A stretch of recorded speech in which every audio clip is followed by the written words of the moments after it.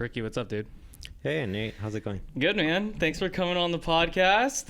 Yeah, thanks for having me. Dude, you took very nice photos of this bar a couple, has it been, a couple weeks ago? A month ago now?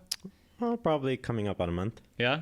Dude, your work was great. I was shocked how it turned out. It's funny how you could turn an apartment or a small space into something that looks like so professional. Yeah, I was thinking you would probably end up being surprised once I came in with all my equipment. Yeah. Basically moved your entire living room around, turned it into a completely different space just to have my lights, have all my equipment, my camera and computer here. Yeah. But it's interesting how much you can... It's interesting how like you could just transform something like in a photo. You don't know necessarily what's behind it or like the setting of it. You just know like the way it makes you feel and like how it looks like after like the post-production. Like no one sees what like all the work and the sets that go behind it. That's one of the things that's interesting when it comes to stuff like food or product photography, that a lot of it is contained within the tabletop. So you can be working in a really small space. You could be working in a really messy apartment. But since typically, the shots are within a small space, unless you get into something larger, like a lifestyle type of shoot. Usually you don't need too much, too large of a space. Of course, unless you're bringing in multiple lights, like I generally do. But cheers, my friend. Cheers.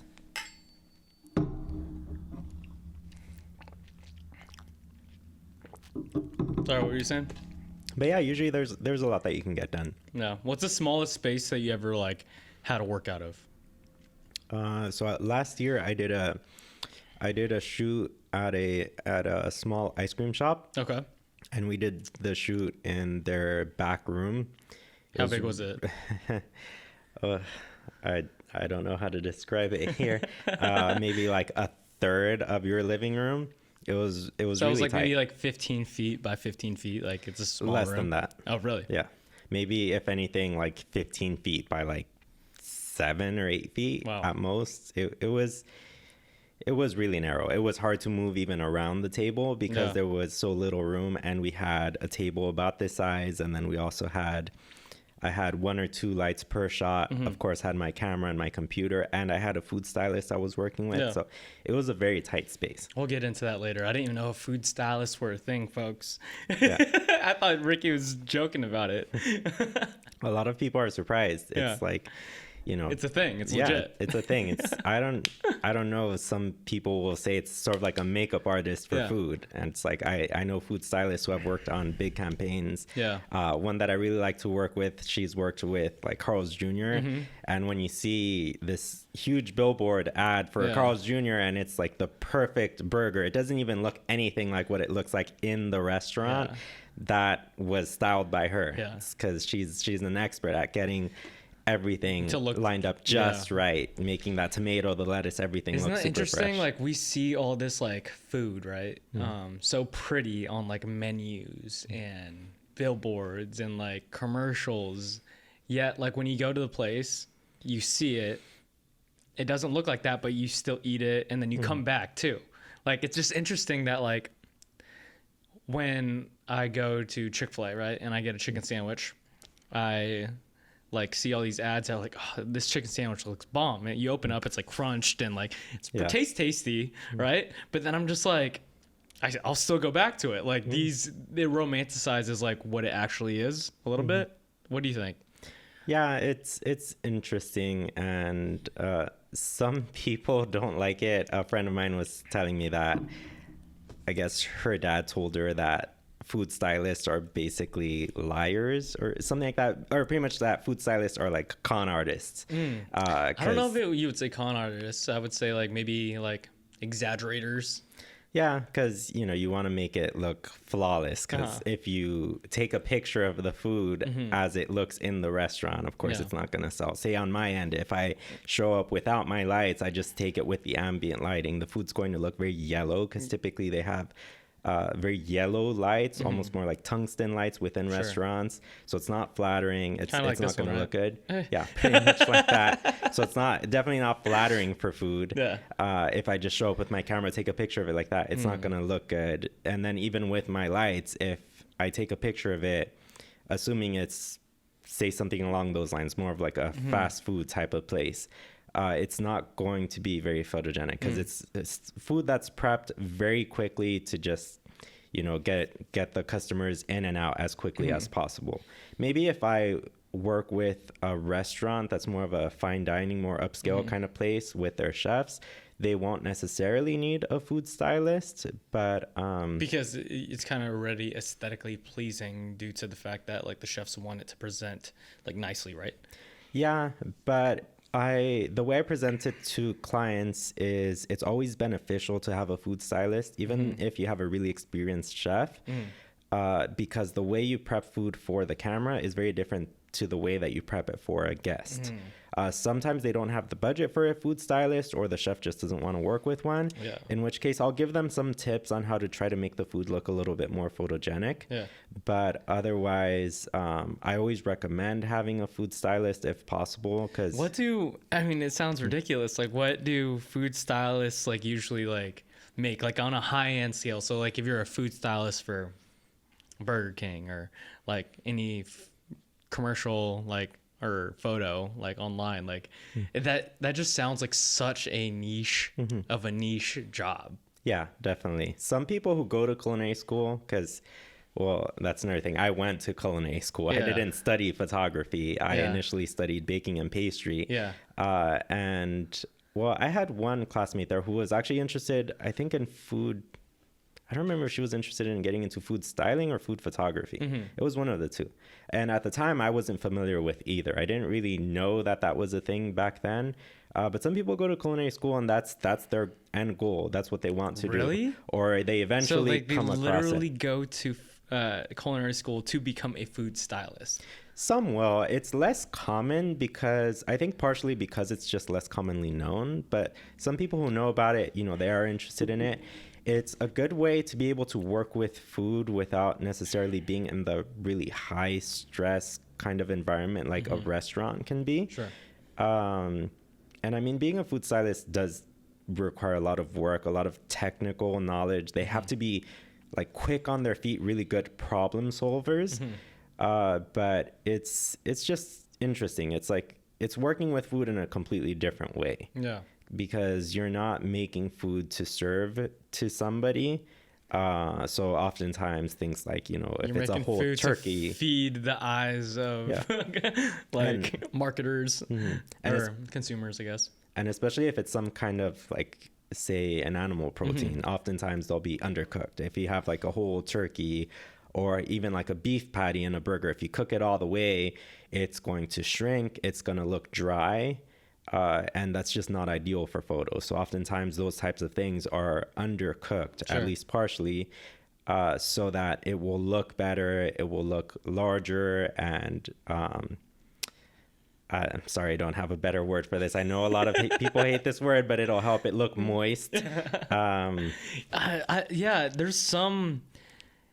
Because like as a server, I served for a long time before I started bartending, and there's certain key words that like they told you like not to say, like I don't know, moist, gooey, sticky. Like maybe there's like a proper term to do that. Maybe for desserts you could be like this really gooey, like might sound good, but like 99.9% of the time it's like don't say those words. Yeah. So I try not to. I need to find a better word to describe it. Yeah. But yeah, it's interesting to see. For me, every time I work with a stylist, I learn a lot from them, just seeing how they do things. Like if they want cheese to look really nicely melted, they'll take a steamer up to it, like a steamer that you would typically use for clothes. Sure. And that way you're able to expose it to more gentle heat that allows it to like melt more nicely than like exposing it to the heat of a grill. They have so many tips like that, things that they spray on food, things that they brush on to make it glisten. Yeah. And it's an interesting little discipline. what's it called, egg wash. Yeah, or I mean, it just depends on what exactly it is that you're working on. I've seen them use things like browning sauce. I've seen them use corn syrup. Yeah, all the There are all good kinds of stuff for things. you. Yeah, or you might even just brush something with a little bit of oil. Yeah. Just anything that you can to make it, make it glisten a little bit Yeah. more on camera. And, you always want to highlight the textures as much as you can. Why do you think so? Like you were talking about food styling and like just the aesthetics, the beauty of like putting food together, right? So I didn't really know food photography was like a thing until like I started talking to you in the kitchen of Lava Ristorante. Yeah. And, you're like, yeah, dude, I take photos of food and cocktails. And I was like, sick. I don't know anyone who just does that. Yeah. Usually they do like other photos too, all these things. And so in my opinion, like when a photographer shoots a model, right, a person, they're looking for like symmetry in the model, right? They're looking for like certain beauty aspects. Again, all in my opinion. How do you like, obviously you can tell if food is beautiful. You just like, we'll see like, everyone knows. It's like that burger looks awesome. That steak looks awesome. That piece of salmon, that sushi, it looks so appealing, right? But what do you think is in our mind that makes us believe that it is beautiful? Because like, it's just food put together, like, is it symmetry? Is it those things that I have no clue? Like, what do you think about that? I don't think it's so much symmetry when it comes to food. For a person, yeah, typically you would probably look for something like that. One thing that is oftentimes instilled in students in culinary school is that asymmetry is more eye appealing. And I've heard that stated also when it comes to food photography. But initially when I heard it and it was really instilled into me, it was when it comes to plating something, like say in my case, plating desserts at a restaurant. At a class that was specifically focused on learning how to make like restaurant style desserts, making, just like the types of things that you have over at Lavo, a dessert that has maybe 5 or 6 different components to it. You have the cream, some kind of like ice cream, a sauce, cake, or some kind of pastry. You have all these different items with a crumble or something, everything put together nicely on a plate. If you make it look too symmetrical, one thing a lot of times people will say, chefs of mine have said in the past, is like it starts to look like a face. If you really try to like mirror it on both sides, if it's too symmetrical, it can start to resemble a face, and it doesn't look good. It looks off, something about it. And that's why oftentimes you'll see in restaurants that whether it's a sweet or a savory item, that they will make both sides different. They might even use a lot of negative space. If it's, somewhat of a larger plate, they might have everything to one side and have the other side be completely empty, because there's something about the asymmetry, or sometimes even incorporating some negative space on a plate, that makes it interesting, makes it eye appealing. And yeah, you wouldn't want somebody with half a face, but you could have a plate that is half filled with food. Sure. And then there's like a garnish on the other side or something like that. Not necessarily. Or I mean, you might have yeah. something, you might leave it completely empty. And Oh something yeah, like that. like a steak, like a fillet just on the far end. Yeah, like you can have a steak, you can like slice it, you can have, I don't know, mashed potatoes or something, and then lay it on top of the mashed potatoes, have everything along one side with some kind of a gravy, and then the other side might not have anything. I guess like symmetry wasn't a good example. I wasn't actually just like meaning that. Like, is there any aspects in your opinion, like such as symmetry or asymmetry, besides like those things that makes like humans believe that like this food is like beautiful? Because like why is it that we think that like a nicely stacked hamburger with everything filled on each like thing look appealing versus like, I don't know, like 3 tomatoes on one side, 3 tomatoes on the other, but nothing in the middle? Like why doesn't that look, I don't know. That might be a bad example. Do you understand what I'm saying? I think I get what you're getting towards. Just overall in terms of what makes, you know, a picture of food. I mean, you even have one right there. You have Oh, I got some wine. yeah, you have the Yeah. painting back there of some wine. It's like It's not symmetrical.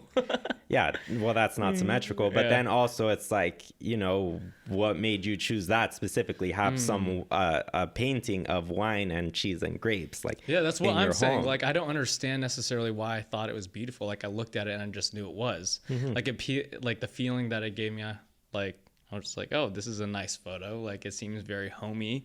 It seems kind of classy. It seems, you know. Yeah. So, but I can't really pinpoint on why.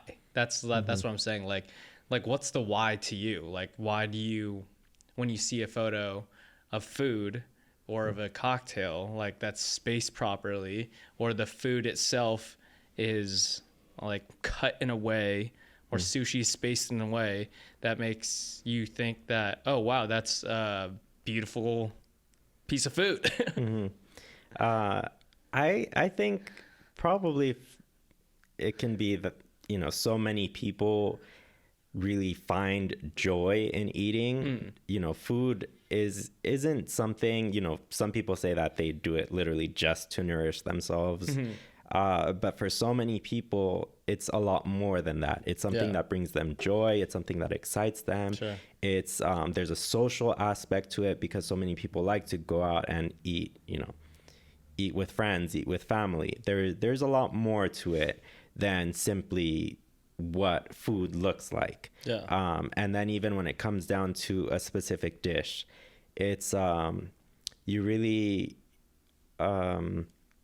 what's the word? Like you take it in with all your senses. It's not simply that something's brought to you and you just see it and it looks good. It's like when they bring it to you, you might hear it sizzling. You immediately get the smell of it. Yeah.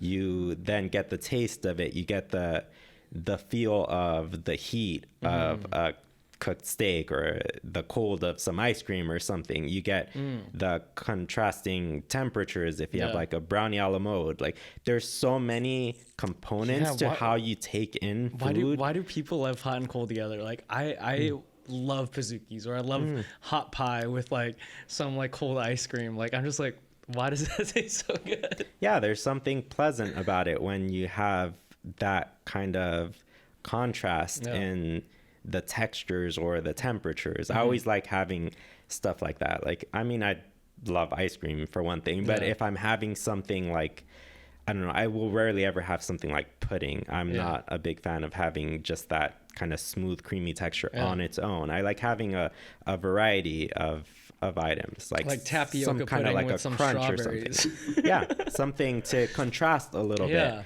to give it a different kind of texture in certain bites. And you get that when you have that difference in temperature with two different items. But that's something that is interesting, going back to the photography, that we have to kind of learn to highlight specifically in this discipline. You know, a product photographer won't necessarily think too much about all the different textures or temperatures or things like that. You know, it might be a factor depending on what product they're photographing, but for food, it is a big portion of it because people are used to, you know, enjoying food with all of their senses. And then when you're just photographing food, you know, they're not able to smell it, they're not able to taste it. But you're trying to portray the senses of it, though. Yeah, but you're trying to portray everything and make it look like something that they would want to have. And, you know, a big part of that is highlighting the textures of it. So making sure that that beef patty is brushed with a little bit of oil and gets it glistening, and using a steamer and getting, or a steamer maybe just burning, I don't know, it could even be a candle or something. Like, food stylists have so many interesting things. I had one that used a little bit of incense that he burned and put it behind something, that's so smart. and then had like the smoke coming out. There's so many things like that you want to do to portray everything, so it doesn't look like it's just like a cold burger that's been sitting on set. Yeah, don't eat the food on set, guys. It's No, probably not definitely very good for you. Yeah, they can have all kinds of things. They can have skewers running through the food, holding it in place. They can have, God. I mean, they can have all kinds of things. It's probably improperly cooked. It's probably been sitting on set for a long time. Yeah. But when you see that picture, you don't know that, you know, it's maybe been sitting on set for 20 or 30 minutes before you got the final shot. And you want to portray it in a way that it really highlights as much of the food as possible. So that they're able to at least get some sense of it, more so than just seeing what it looks like, to get a sense of like this, I don't know, this platter of fajitas or something was really sizzling when the picture was taken. No, that makes sense. That makes sense. That makes me understand a little bit more about like why I think food is like pretty, or like I'm desiring it. It's not just like because you see it. There's a ton of senses. Rewinding back, so you are still a pastry chef, correct? I never really call myself a pastry chef. Okay, what would you call yourself? I've always said that I was a pastry cook. Okay. So what's the difference?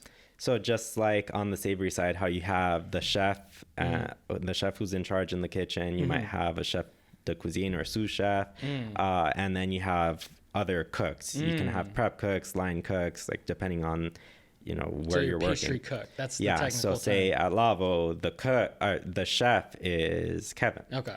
And then from there, the other ones working underneath him, they're the pastry cooks. They work under him. They might be working the line, you know, like the pastry line at night, or doing some of the production during the day. I was never really in that kind of lead position at any sort of a restaurant. And that's something that does typically require a lot of experience, a lot of training, which initially was my plan to kind of go that route, eventually become the pastry chef somewhere. But through changes of circumstances, I eventually ended up finding myself going towards photography, and I just stuck to it. What inspired you to go to pastry school in the first place? So I initially chose to because I was trying to learn as much about baking and pastry as I could. Okay. I was working a job that I really didn't like, and which was what?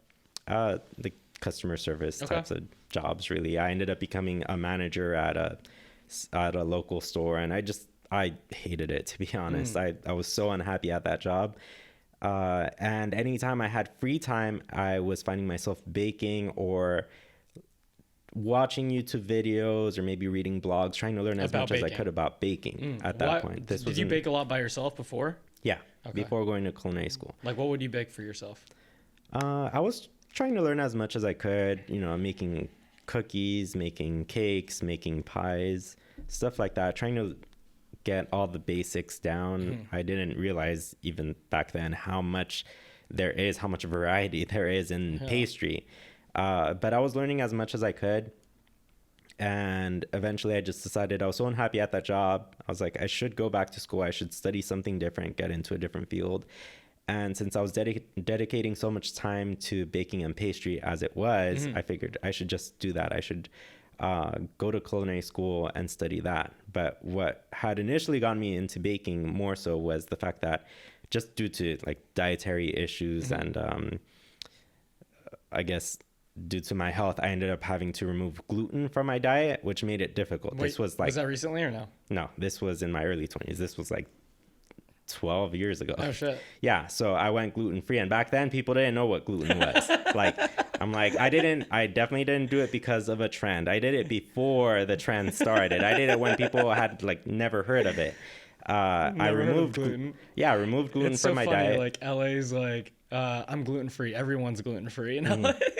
Yeah. Ricky's been here, guys. Yep. I started it a long time ago. And back then, it was so difficult to find anything that was gluten-free, any sort of baked goods. Yeah.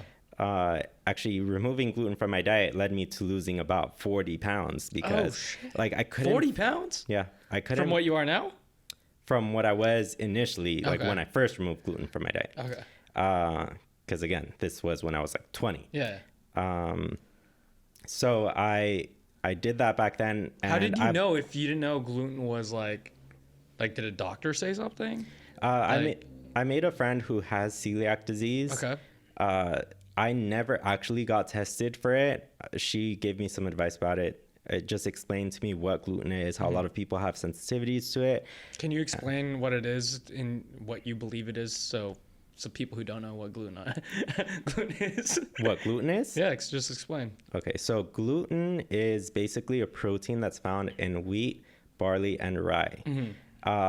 There are two types of proteins in wheat. It's I don't know how to pronounce them properly, but basically when you take wheat flour, you hydrate it, you start mixing it, these two proteins start kind of like intertwining and like mixing and creating the gluten bonds within the dough.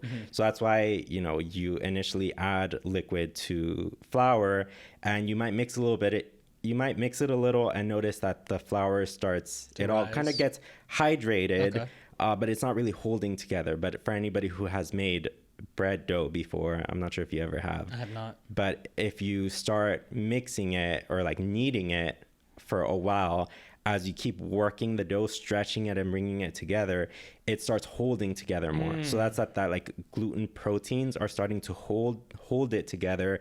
They're getting stronger, and they're allowing it to kind of hold itself and give basically ends up making it a much smoother, stronger dough.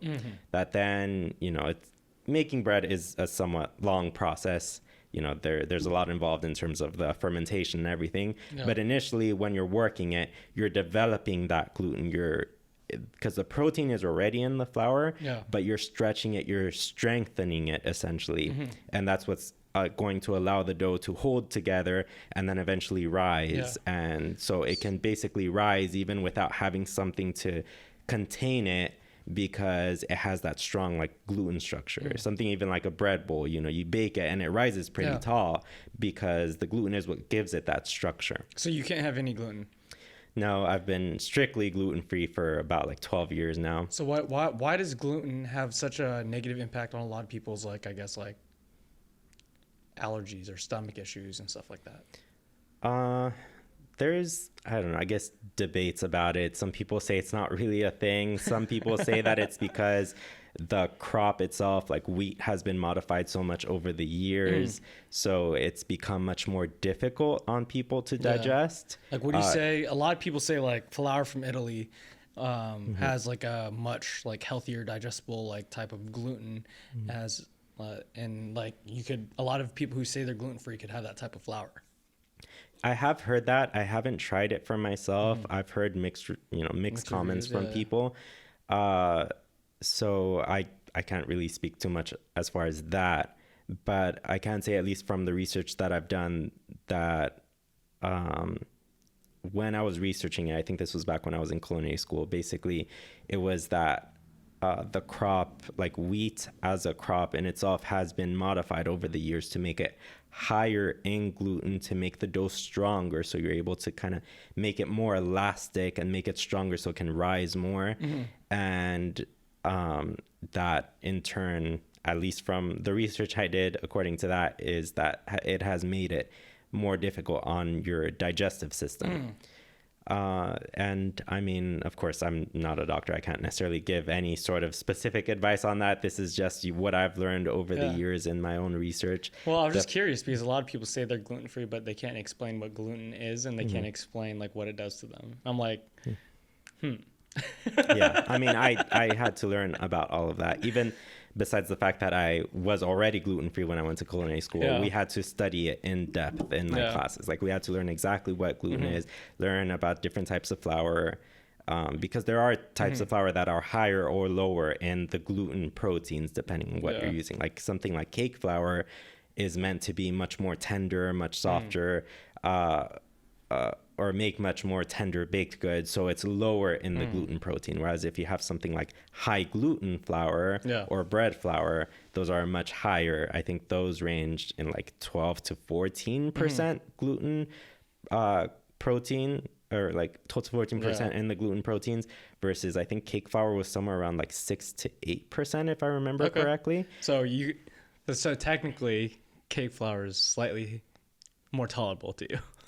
I guess in theory, In but I theory. avoid all of it. I only use Yeah, how are you a pastry chef and you can't eat most of your stuff, brother? If I love baking, if I love pastries, and I have to make them every day for like the happiness and joy of other people, but I didn't get a bite into it, I'd be like, I am miserable. yeah. So But it did help you for the weight loss and stuff, right? yeah, it did help me to lose weight. It's not the reason Yeah. I went gluten free, but it did help me. Yeah. It mainly, what was my concern was it helped me with all the digestive issues I was having Yeah. at the time. Felt much better after removing gluten, What which can you was make? my goal. What can you make for yourself now if you can't have gluten?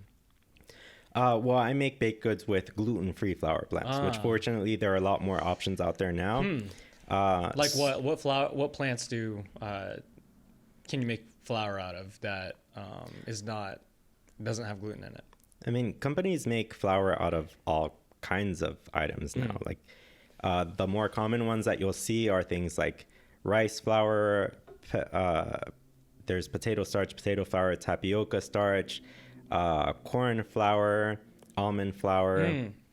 There are a lot of options out there now. Sometimes you can even see in like maybe some specialty types of health food stores, you might run into something like sweet potato flour or banana flour. I've heard is a thing now too. It's like they Banana can make flour, that's flour out. interesting. Yeah, they can make flour out of just about anything now. Yeah. The problem that arises there is that since they don't have the proteins that are found in, regular flour or wheat flour, it doesn't have the same kind of structure. So oftentimes, if you don't have a very good recipe or don't necessarily know what you're doing, you might end up with a lot of baked goods that are collapsed, or they just don't have a very good structure. Sometimes they'll have an off kind of flavor because sometimes people make baked goods using something like garbanzo bean flour, which I mean, yeah, I don't basically know. That kind of doesn't sound too good. yeah, no, it's not good. The first time I ever tried making something gluten-free myself, it was was it? chocolate chip cookies. Okay. I used Rice flour? I used one of the Bob's Red Mill flour blends, which Okay. this one I think is primarily garbanzo bean flour. Ew. Those cookies were disgusting. I was so disappointed because I really missed Cookies. just desserts overall, Yeah. and I wasn't finding much out there Yeah. in terms of like bakeries and grocery stores. There weren't many options, and all the ones I was trying were terrible. So I tried making this, and of course it was also terrible. So that was part of what led me to going to culinary school. I was like, I want to learn as much about baking and pastry as I can, Yeah. so I can try making my own baked goods. Because you still like pastries and stuff like that, and you want to Yeah. learn all the things that you can't eat with. Was it everything that you, I guess, like looked at, or did you enjoy it more because you had this? I don't know if it's a shitty job, a job you didn't like as a manager at like whatever, and then you decided to go to culinary school. Culinary school is like what, 3 years, 2 years? If you For do pastry? just one program, typically it's 2 years. I ended up doing both professional baking and culinary arts. Oh, so okay. it was more so like 3.5 years. Okay. But I was working pretty much the entire time in kitchens as well. Okay. So a couple of months into culinary school, I already got my first kitchen job. Yeah. That was actually at a raw vegan restaurant. Did you kind like of it? interesting. I actually really liked it. I was hired to work pastry there, and everything in that restaurant, besides being gluten-free, was 100% raw and vegan. So it was interesting. It was a completely different Raw? way. So Yeah. they didn't cook anything. No.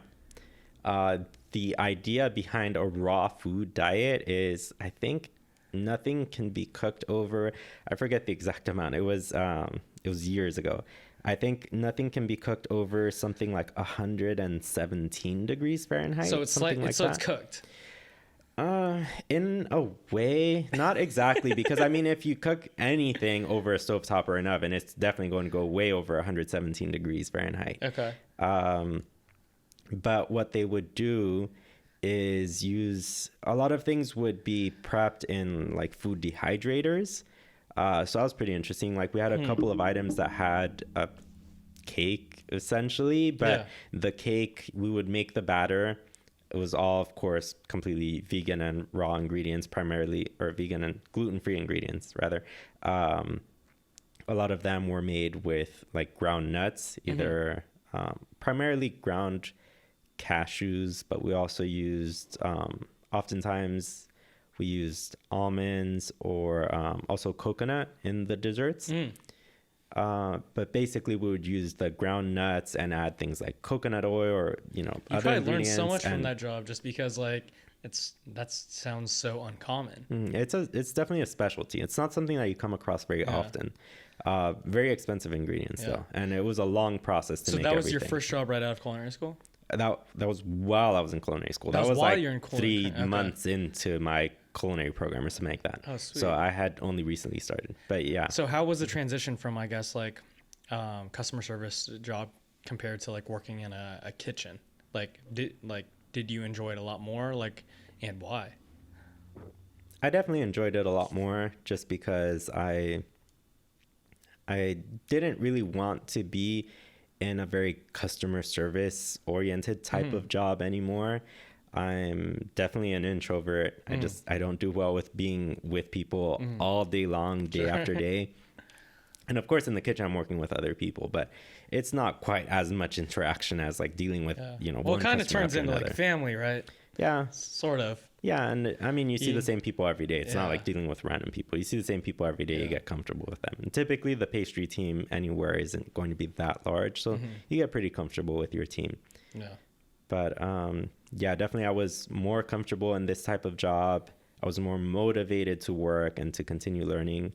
And yeah, I kept doing that for a while. So all the way through culinary school, I was working in kitchens, worked multiple kitchen jobs. Initially, I was only working at gluten-free businesses. That was initially my goal. Only work at gluten-free businesses because I wanted to be able to taste everything that I was making. And putting out, Yeah, and then eventually I also got a job where I was doing research and development for a gluten-free flour company. What? Yeah, it was kind of interesting. In theory, it kind of seemed like it was the ideal job for me. But, eventually I decided, after being there for about a year, I decided, I didn't want to stay at that company in the long term. So instead, that's when I chose to start getting kitchen jobs working with real pastry chefs as opposed to being limited to like the gluten-free kind of baked goods. So you could have you could master all the other talents of like pastry because you said like there's a lot of aspects of it, right? You probably want to get good at the other ones too, right? Yeah, and typically the gluten-free businesses are going to be very limited in the things that they're making. There are, multiple gluten-free bakeries all around LA. A lot of them tend to make a lot of very similar things, a lot of, like cookies and brownies and muffins and not too much more variety. You Some can't really now are making expand more. to like, I don't know, there's a lot of pastries because some people are allergic to eggs, right? Some people are allergic to other things. Like, I guess for gluten, like there's certain flours that can't make like a certain dessert. Yeah, like, it would be really difficult to make something like a really good gluten-free croissant. Some bakeries claim that they do it, but you know what? I've never even tasted one. Have you tasted one? A gluten-free croissant or a regular croissant? Gluten-free. Yeah, and they've been Ass. pretty much what you would expect of a gluten-free croissant. I don't know. As dry as you can imagine, as dense and heavy as, a hockey puck. Ew. And, it's like they say that it's a croissant, but I'm like, just because it's mildly or like, somewhat shaped like a croissant doesn't make it a croissant. Like there are clear expectations, clear standards to what a croissant is. And, for one thing, it should be very light and airy, of course. It should have that honeycomb kind of structure inside. And, it would be very difficult to do that. I'm a sucker for a chocolate croissant. Like chocolate croissant on like my cheat day or any day that I just want like something I guess sweet. Like chocolate croissant's my go-to. Like the crunch, it's soft on the inside with some dark chocolate or regular chocolate. Oh, so good, dude. So good. So what do you like about pastry? Like obviously it gives you some joy. Maybe it's similar to like I find joy in like making a really good, tasty and aesthetically pleasing cocktail, right? Like is that a reason, or like what gives you joy, or what makes you enjoy making pastries? Well, for one thing, I really have a sweet tooth. But I have always enjoyed sharing my baked goods with other people. And when you share something like that with a friend and they're really impressed by something that you made, that's, there definitely is something pleasing about that. Yeah. It feels good to be able to create something, even like, in your case also, like if you're developing your own recipe, you come up with something interesting and unique, something that other people haven't really tried before, and then they try it and they're really impressed with your cocktail. Like, it makes it feel like, like it's worth all the work that you've been putting into it, into just learning and studying and developing these recipes. So I do get a similar feeling when it comes to the baking and pastry. Would you consider it an art or a creative outlet? Yeah, that's actually one of the things that got me into pastry. I really wanted to do something that involved being creative.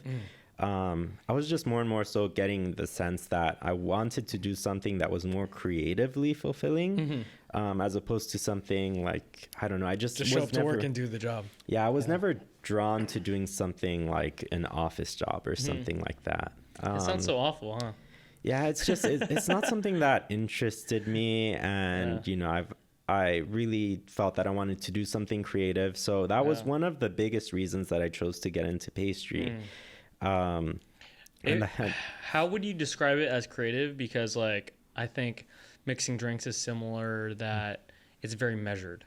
Like a really good balanced cocktail has to like be measured up properly with like a jigger, or like you're really good at like counting your specs, but like you've practiced like thousands of hours, so like the count 1, 2, 3 is exactly like 0.75 ounces, right?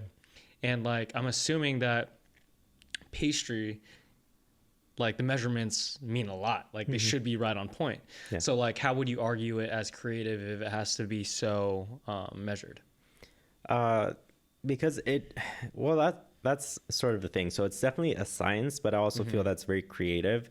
It's I feel that the science is more so in the initial baking and mixing type of process. Like you have to make sure all your measurements are exactly right, and there's so much science behind it, like why it reacts a certain way in an oven, and why, if you put a certain type of bread, if you have it, say for instance, on a sheet pan and put the sheet pan in the oven, versus if you have like a hearth oven, like the ones that, what's a hearth oven? It's like the oven, sort of like a pizza oven. Okay.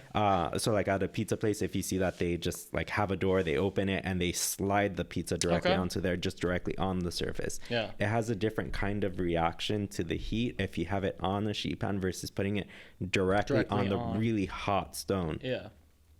There's a lot of science in baking, but I feel that more so the creativity comes in things like plating, or even just coming up with a concept of an overall dessert, because it might be that just like flavor profiles or something. Yeah, flavor profiles that you combine together, how you plate them in a dessert, and there's so many different ways to do it. You can ask, you can give 3 different pastry chefs the same recipes to make. They can make all of them, but if you give each one their own option on like how they want to assemble it, each one will come up with a completely unique option on how they choose to plate it, how they choose to present their final product to somebody. Same with cocktails. I mean, like if someone asks for different margaritas at the bar with 3 different bartenders, the presentation might be slightly different, and maybe the specs are slightly different just because they like it one way than the other. That's why it's like really important that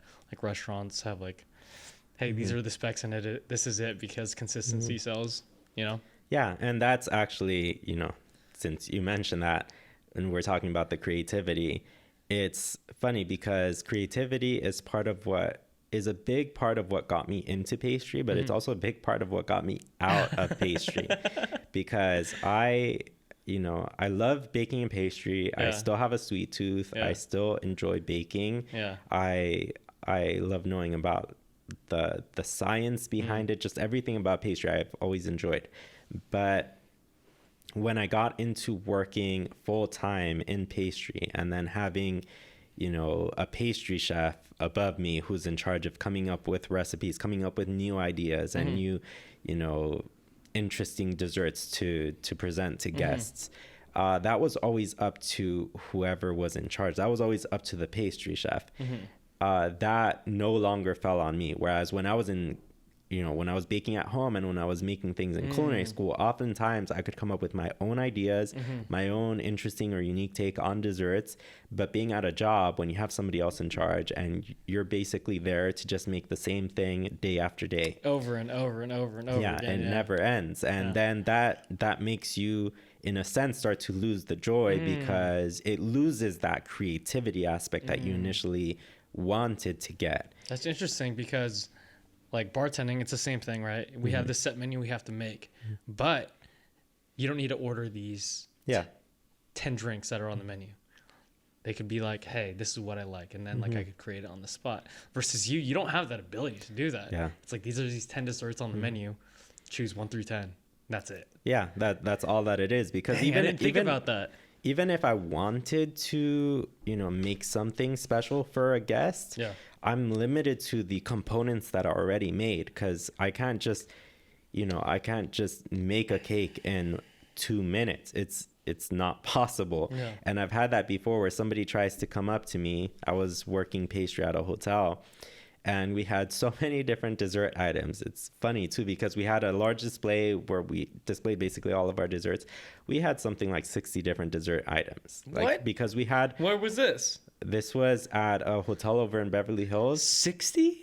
Something along those lines. Because we had everything from large full plated desserts to like entremets, which are more like mousse cakes that are multi-layered inside. Yeah. That those are already made and like... it's already completed and ready to serve essentially. Sure. Then we had smaller things like little caramels and bite-sized chocolates and things like that. Yeah. So between everything from the large desserts to the tiniest little chocolates and marshmallows and candies and things like that, we had a total of maybe like 60 different items. Wow. But then there was one guest that came up to me and saw a specific dessert that was super popular. He wanted that specific one, but he's like, I'm here with a date and she is vegan. Could you make this same dessert here, but make it completely vegan? And I'm like, I didn't know what to say. It's like, for so many reasons, that's not possible. First off, every single component, because there were like 4 different layers inside. Like it looked like it actually was made to look like a rose. Yeah. It was a really, really pretty dessert. Okay. But it was a chocolate mousse cake. Okay. But when you cut into it, inside the mousse, it had like a layer of this like custard and it had a layer of like a praline crunch and it had a layer of, I think it was like an almond cake. Wow. So it had all those layers inside. So basically every single layer in there had either eggs or dairy, if not both. And then besides that, these desserts, they were a 3-day process. Yeah. So him coming up to me and asking me to make this dessert, not one portion of it was vegan. And it was literally a 3-day process to make because the way that they would break it down is they would make the inserts, like they would make the custard one day, they would make the cake one day. Like it was broken down because when it came down to assembling it and making the actual mousse, everything else had to be completed beforehand. Sure. So say like the cake had to be baked and completely cooled and cut beforehand. So, they would break it down over a couple of days. And then the final day of assembly was the day that you would make the actual mousse, pour it into the molds, and then put in all the like inserts that would go in there.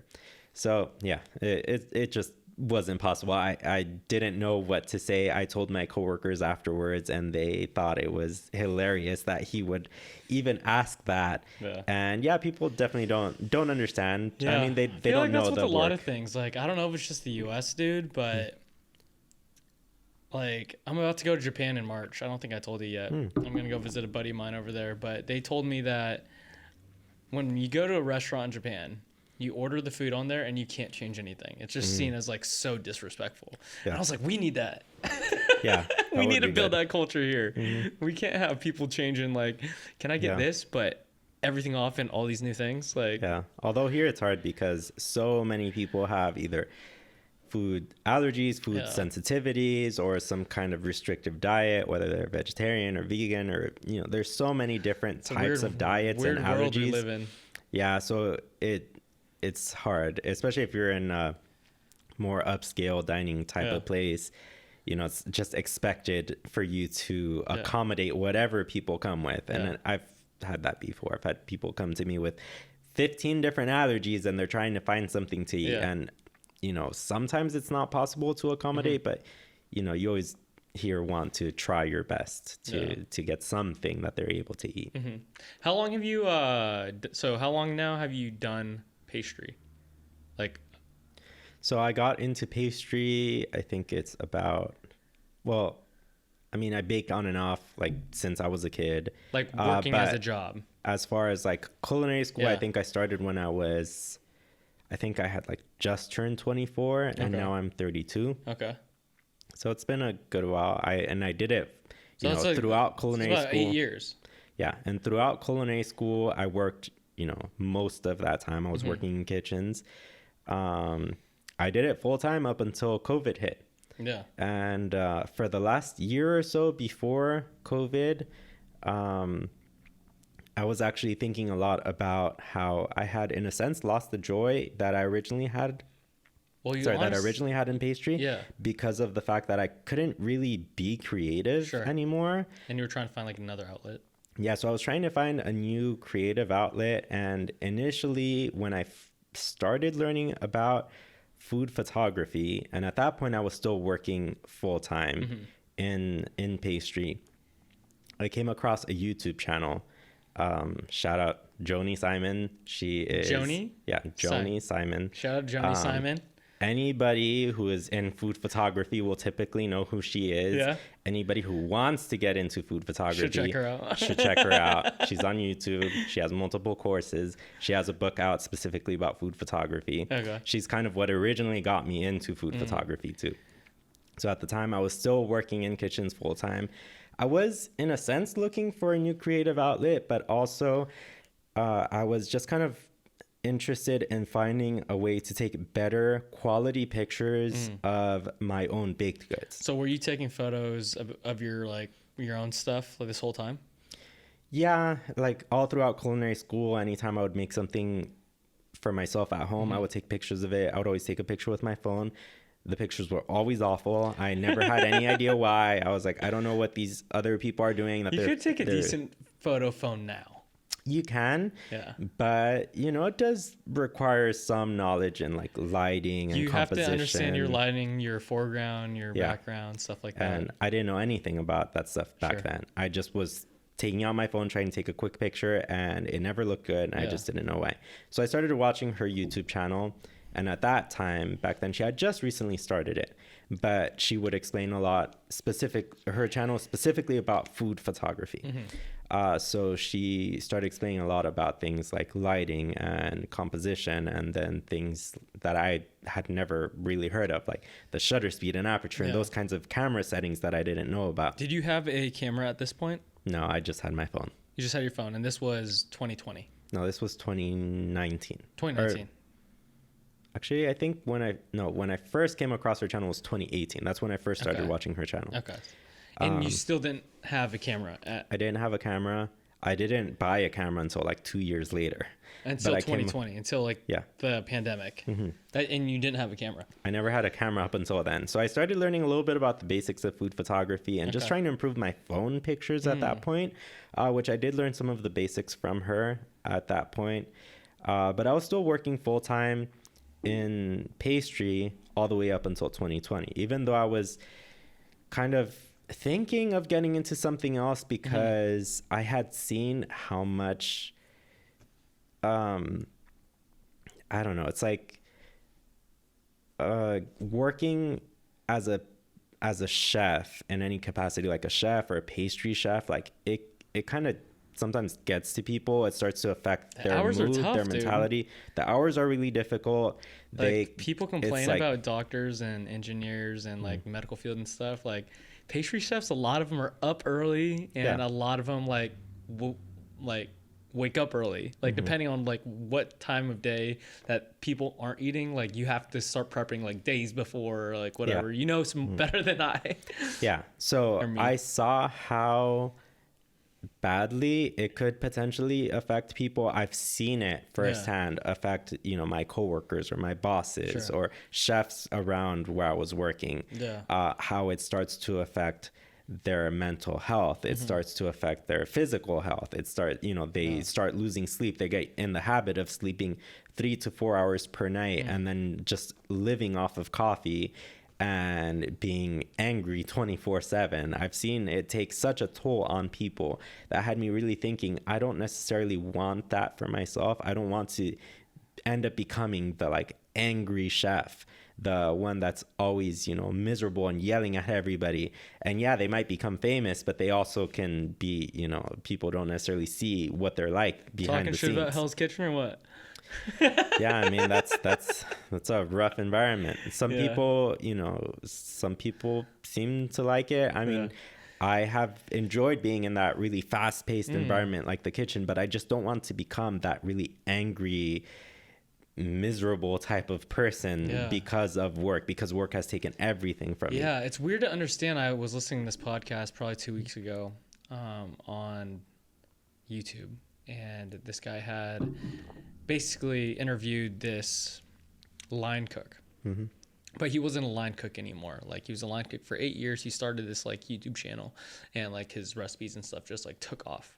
Like I think his first video was how I make Popeye's chicken sandwich, but better. Like, cause everything was like but I better. think I've seen his I've stuff? seen a couple of his videos. Okay. I don't remember his name, but yeah, I've seen a I forgot couple. his name. And he just talks about like how the hours of in a kitchen like are so taxing, so XYZ, but the pay is like not great at all for those hours and the amount of time that's spent in.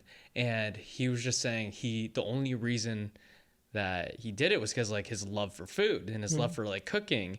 And I was like, what? Like that's wild that you go through all of that just because like you want to at the end of the day is be like a head chef or own your own restaurant, and you have to go through the process of being a line cook, a pastry cook, to become whatever you want to be. Like that's just like the natural process of it, except unless you want to just document everything online and eventually like get a following, and then you can do that too. Yeah, of course. I mean, now there are options. There are a lot more options of working with food. I mean, besides the food stylist, of course, a lot of people get into food blogging. Some people make their living off of food blogging. Some people, you know, make a YouTube channel entirely dedicated to cooking or baking. Like there are definitely a lot more options. I was judging this bartending competition, and one of the judges was a food blogger, and he picked it up in 2020 during pandemic, and he was telling me like he makes a few K per like TikTok post, and I was like, what? Like that just sounds ridiculous to me. Yeah. Like I feel like there's so many people in the world that don't think that being a food stylist is possible, a food photographer, or someone doing a podcast, or it's like I feel like you can do whatever you want nowadays. You just got to figure out like your avenue. Yeah, of course. that can be difficult to figure out initially, but definitely there are a lot of options on what you can do. So you picked up your camera, and you bought a camera 3 years ago now. Yeah, coming up on 3 You years. have a lot of equipment for only being in it like 3 years. I'm impressed. A crazy amount of equipment. It's ridiculous. Do you get obsessed with like it? Because I guess for me, sometimes like when I can't figure out something, I'll just like dive into it and literally just glue myself to computer YouTube for 5 hours until I like figure it out. Yeah. It's like, was that with food photography or with photos for you with the camera, like figuring out all like, I don't know, dude, like there's so many buttons on a camera and so many settings, and I just get so overwhelmed with it that I just like, fuck it. Like, I just like, I'll wait for me. It'll be there tomorrow. I'll figure it out. Like, for you, did you just like take the time and just dive into it and like spend hours and hours and hours just trying to figure it out? Yeah, somewhat. So I was telling you how I was working in the kitchen. I was feeling that, you know, it wasn't really creatively fulfilling anymore. And I definitely didn't want to end up being that like really angry chef. So I was thinking of getting into a different career. Then that's when COVID, well, while I was thinking about all that, then eventually COVID ended up hitting and I got furloughed immediately. As soon as the shutdowns happened here in LA, I immediately got furloughed. I found out with like a few hours notice. I was at work that day and the restaurant manager came up to me. He said, effective midnight tonight, we are shut down for the next 2 weeks. And then they didn't try calling me back to that job until about 2.5 years later. They literally tried calling me back a few months ago. And of course I've moved on at this point. Like nobody's going to go back anymore at this point. But I mean, if it was a really, really, really good job that paid well and you like the people there, I mean, you might have gone back. Yeah, I mean, I did really like the people there. You did? I did. Okay. But I mean, they had all moved on. I had moved on. Like, you know, what are the odds that somebody's going to want to go back to a job 2.5 years after being furloughed? Yeah. But, you know, I got furloughed and I was thinking of doing something else. And so I initially I spent those first like 2 months locked up at home in quarantine, just baking every day. I was baking. I was trying to develop new recipes for myself. I wasn't really doing much more than baking. I mean, that's better than most people do. A lot of people went crazy. Yeah. But finally, I was like, I need to do something else. I was like, I'm baking way too much. All this is going to do is like cause me to gain more weight. I'm like, I need to get a new hobby. Thank you. Cheers, brother. We're trying some nocino liqueur, hazelnut liqueur from Italy. I've been super into Amaros lately. That's pretty good. Tasty, right? It's not like, I was like, Ricky probably can't handle straight whiskey. He probably wouldn't like it. Yeah, I don't think I would like that. Yeah, at least this is tasty. Like, this is like a lot of people have it as a dessertif. Yeah. Like a little after meal stuff. Settles the stomach pretty well. Feels good going down, you know? Yeah, that's good. Sorry, what were we talking about? But, well, yeah, I was just saying I was initially baking a lot, and maybe about 2 months into quarantine, I was thinking I really need a new hobby. And at that point is when the thought of photography kind of came back to me. I was like, well, I was really interested in the food photography. That seems like a good, interesting way to continue working with food, but in a completely different capacity and something that's so creative. And so I figured I would just give it a try. So finally, after all that time, I first came across the YouTube channel in 2018. Finally, in 2020, this was in like May, I decided I'm going to buy myself my first camera. So I ordered the Canon Rebel T7. I ordered it, I think, from B&H. Okay. And yeah, it's B&H definitely like move. a starter level camera. It's a good one, like for somebody who's just trying to get started in photography, What trying to made you learn some of the choose basics. this Canon camera? Honestly, I didn't know any better. I didn't know what to go with. I didn't know what to choose or You what didn't do any brand or research? anything. You just chose a camera on B&H? I did research, but it was kind of, a lot of it was kind of going over my head. Okay. It was just a lot of information. Like when I was looking at the details about the camera and all these different numbers, and then it's saying like it comes with this lens and it gives some like a bunch of what seemed like random numbers. I'm like, I don't know what that is. I don't know what that means. Like, is that supposed to be a good thing? And I was trying to learn, like do some research as much as I could, but I still I didn't know enough to really make a really good educated decision. So I was like, I'm just going to go with this one. It has decent enough reviews. From the research I've done, it seems like it's decent enough at least to get started. And from what I knew, Canon was a good brand. So I figured I would go with that. And yeah, I ended up sticking with it. I started practicing food photography in the middle of the night with like fresh fruits and vegetables every chance I could. Every so often I would make a dessert and just photograph it. Why do you think you like that? Why do you think you just like you're messing around with like fruits on a table and just taking pretty photos of them? Like how did it make you feel? Like that's just, like in my opinion, like I would never do that. That's why I'm so curious. Yeah. I mean, it's weird. It's like, you know, why would a Renaissance painter put some fruits on and paint it? And like for me, it's like, you know, I take a picture and it's fast. It's like the reward is fast. Like why would I stand there and paint a still life? That's probably for like not going to be good by 15 hours or whatever. Yeah, it's like it's crazy, but it's something that people have been doing for such a long time. What, like photos?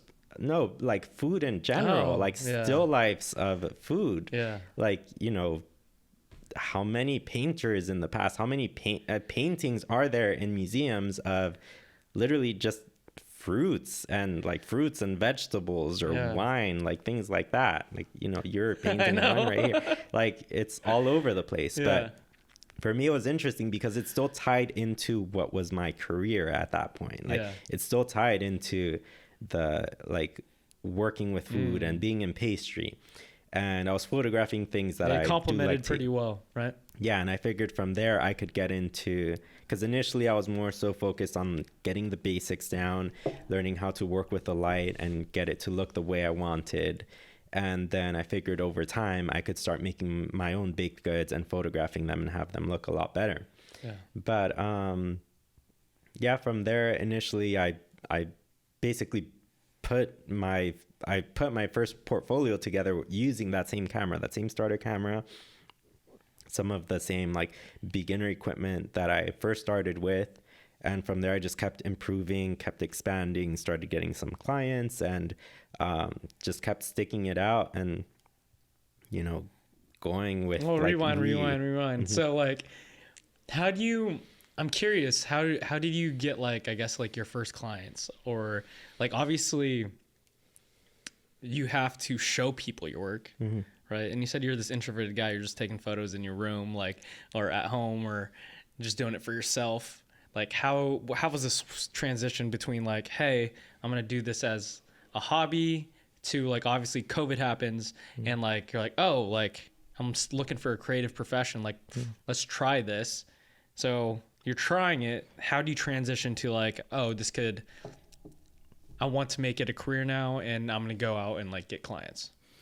You know, initially I never thought it would become a career for me. But you said you were just looking for a different career, a different outlet that you could be more creative at. Yeah, I was looking for a new creative outlet. I was considering going into a new career path.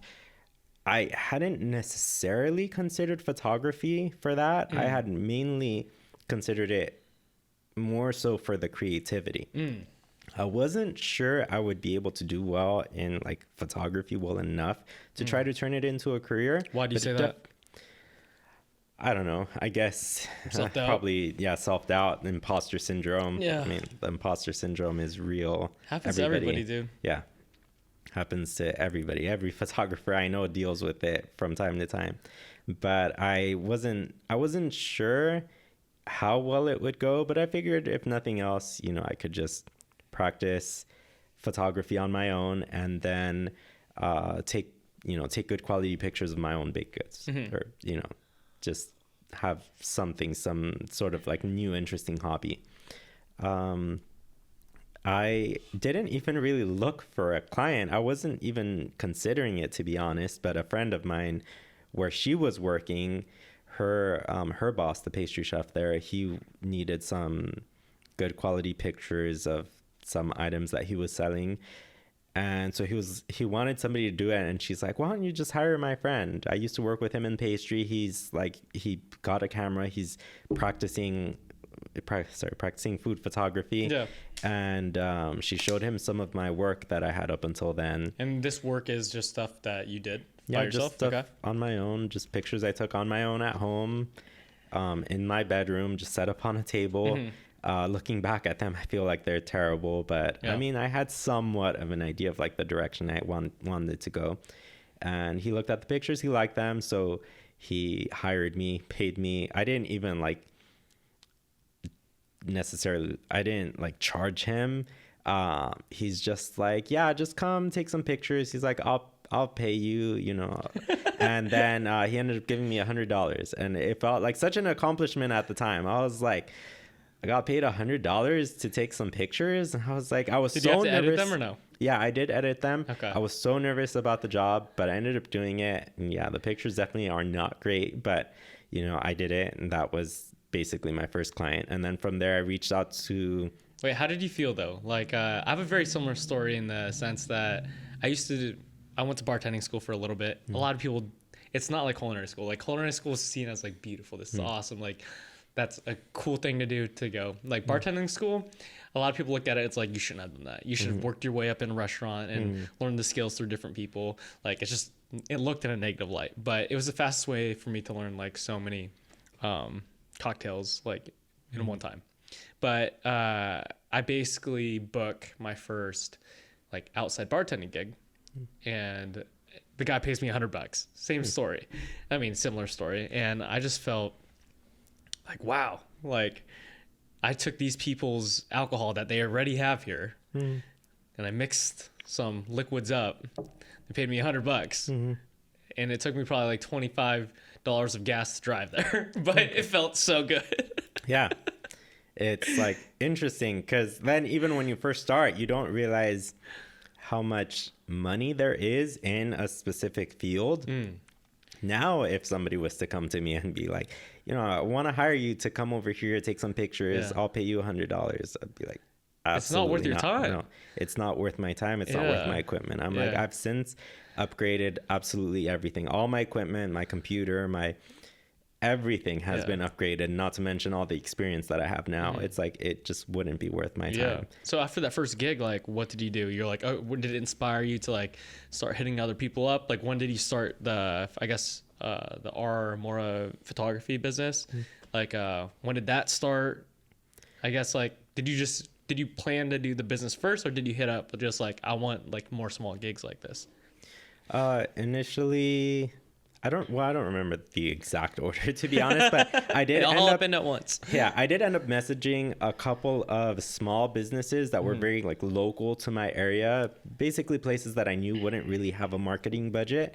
I figured I would message them, see if they were interested in like working together on a photo shoot. And I figured for me, it would be a good chance to get a little bit more experience, like working outside of my home, working with somebody else's food, working with a client, and that I could get also some new work for my own portfolio besides like, you know, providing some images for them. So one of them, I only messaged 2, maybe 3 places. One of them ended up responding to me. It was a little cookie shop just down the street from where I live. So I ended up going over there, took my equipment, and we did a photo shoot there, and she was happy with what we got. Then I also did one. I have a friend, I guess shout out to Lindsay. Let's go, Lindsay. Lindsay Newman. She makes the best chocolates you'll ever try. I'll let you try them at some point. It's your friend who started the chocolate business. Yeah, she started a chocolate business. You helped her stuff too. She was she was basically in charge of making all the chocolates at that hotel where I used to work, the SLS hotel over on La Cienega. You know, I was working restaurant service doing pastry. She was making pretty much all the chocolates, like chocolate bonbons, tablets, chocolate sculptures, all kinds of things. Everything chocolate, like that was her department. So after we lost our jobs, I got into photography. She got into making her own chocolates to start her own business. So she wanted to hire me to do a shoot for her. And so we ended up setting it up. I went out to her place and I photographed all of her chocolates, everything that she had at that point.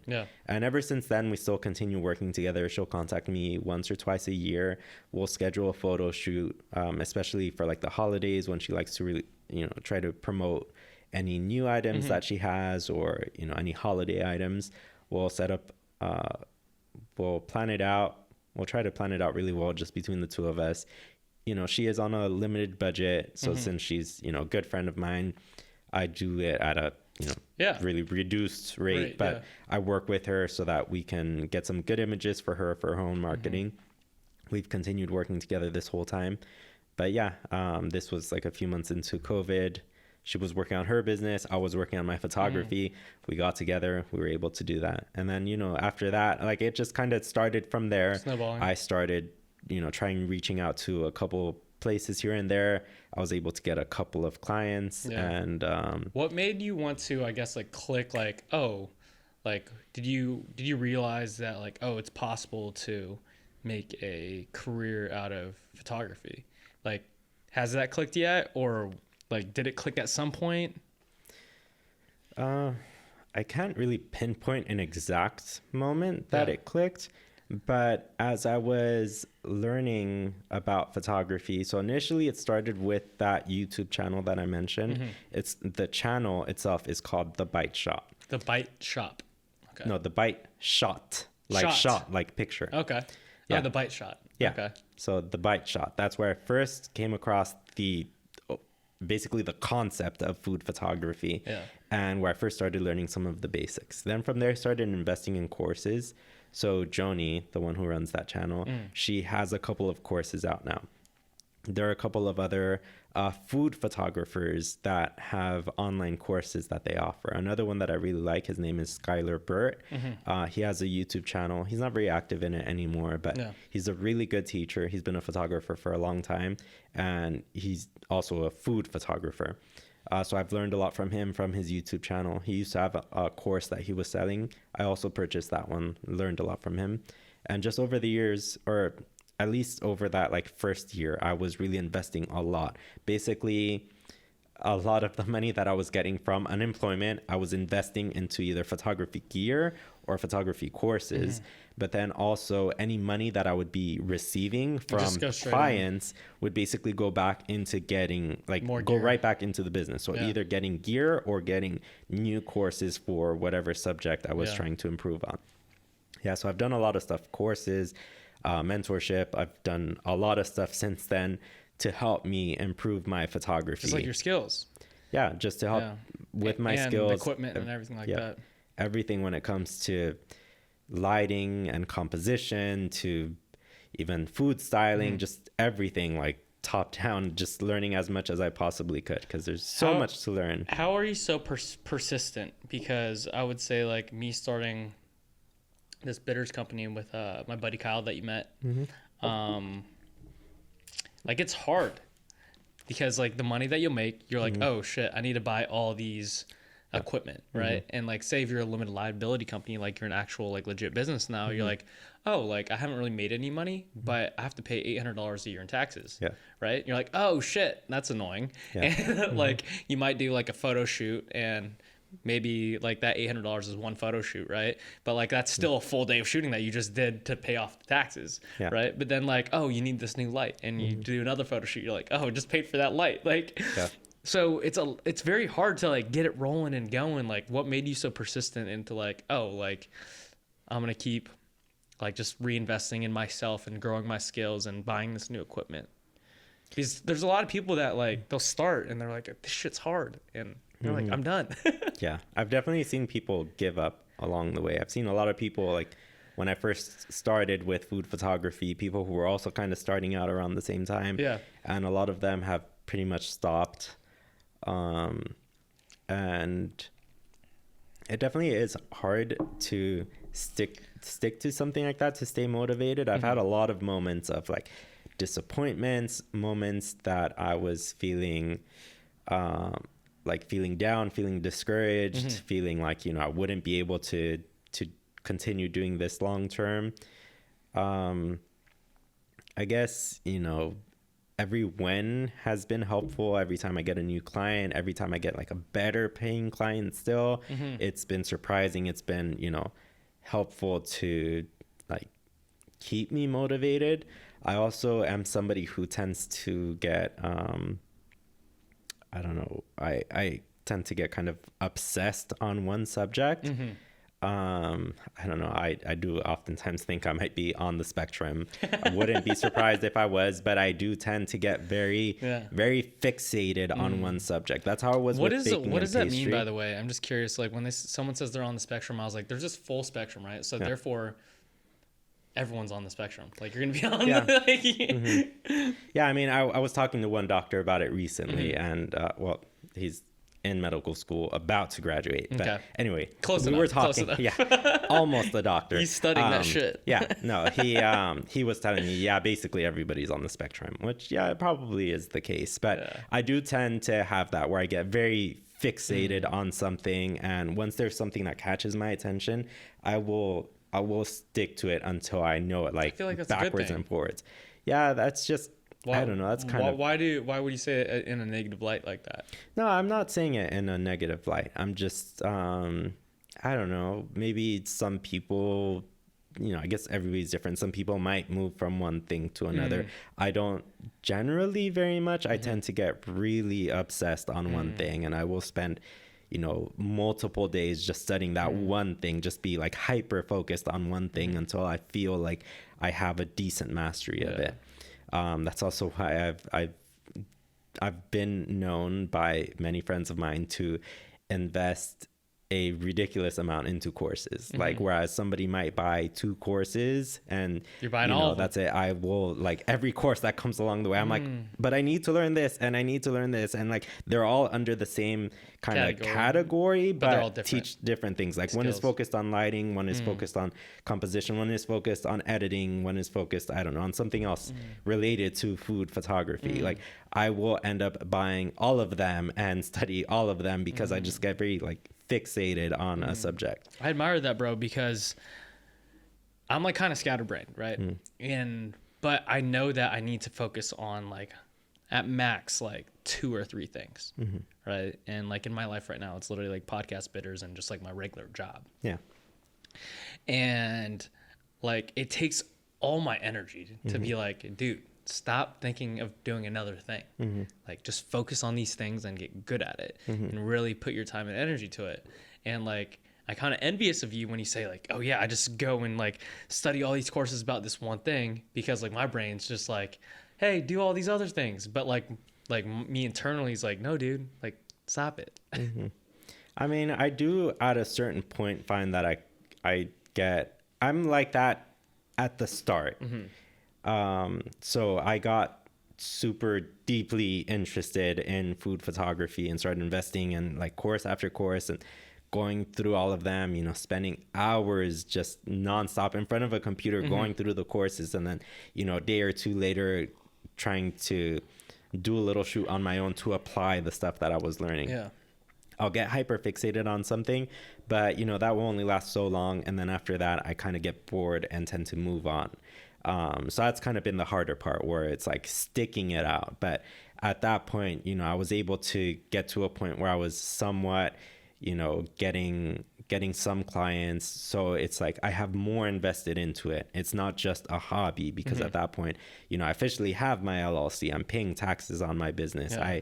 I have all this equipment that I've purchased. I have to be paying my insurance. I have so many business expenses to take care of. So it's like that kind of does tie me down somewhat to continue on with, at least, continue with it. Not necessarily studying it quite as much, but at least continuing on with my business as opposed to just moving on to something else. Every time I doubt myself, I'm just like, dude, you're paying taxes on this. You might as well make use of it. Yeah. And like society, and like business and all these things, like it's all on you. It's totally on you. And like, I forgot what this quote, but in business, like you don't lose if you don't quit.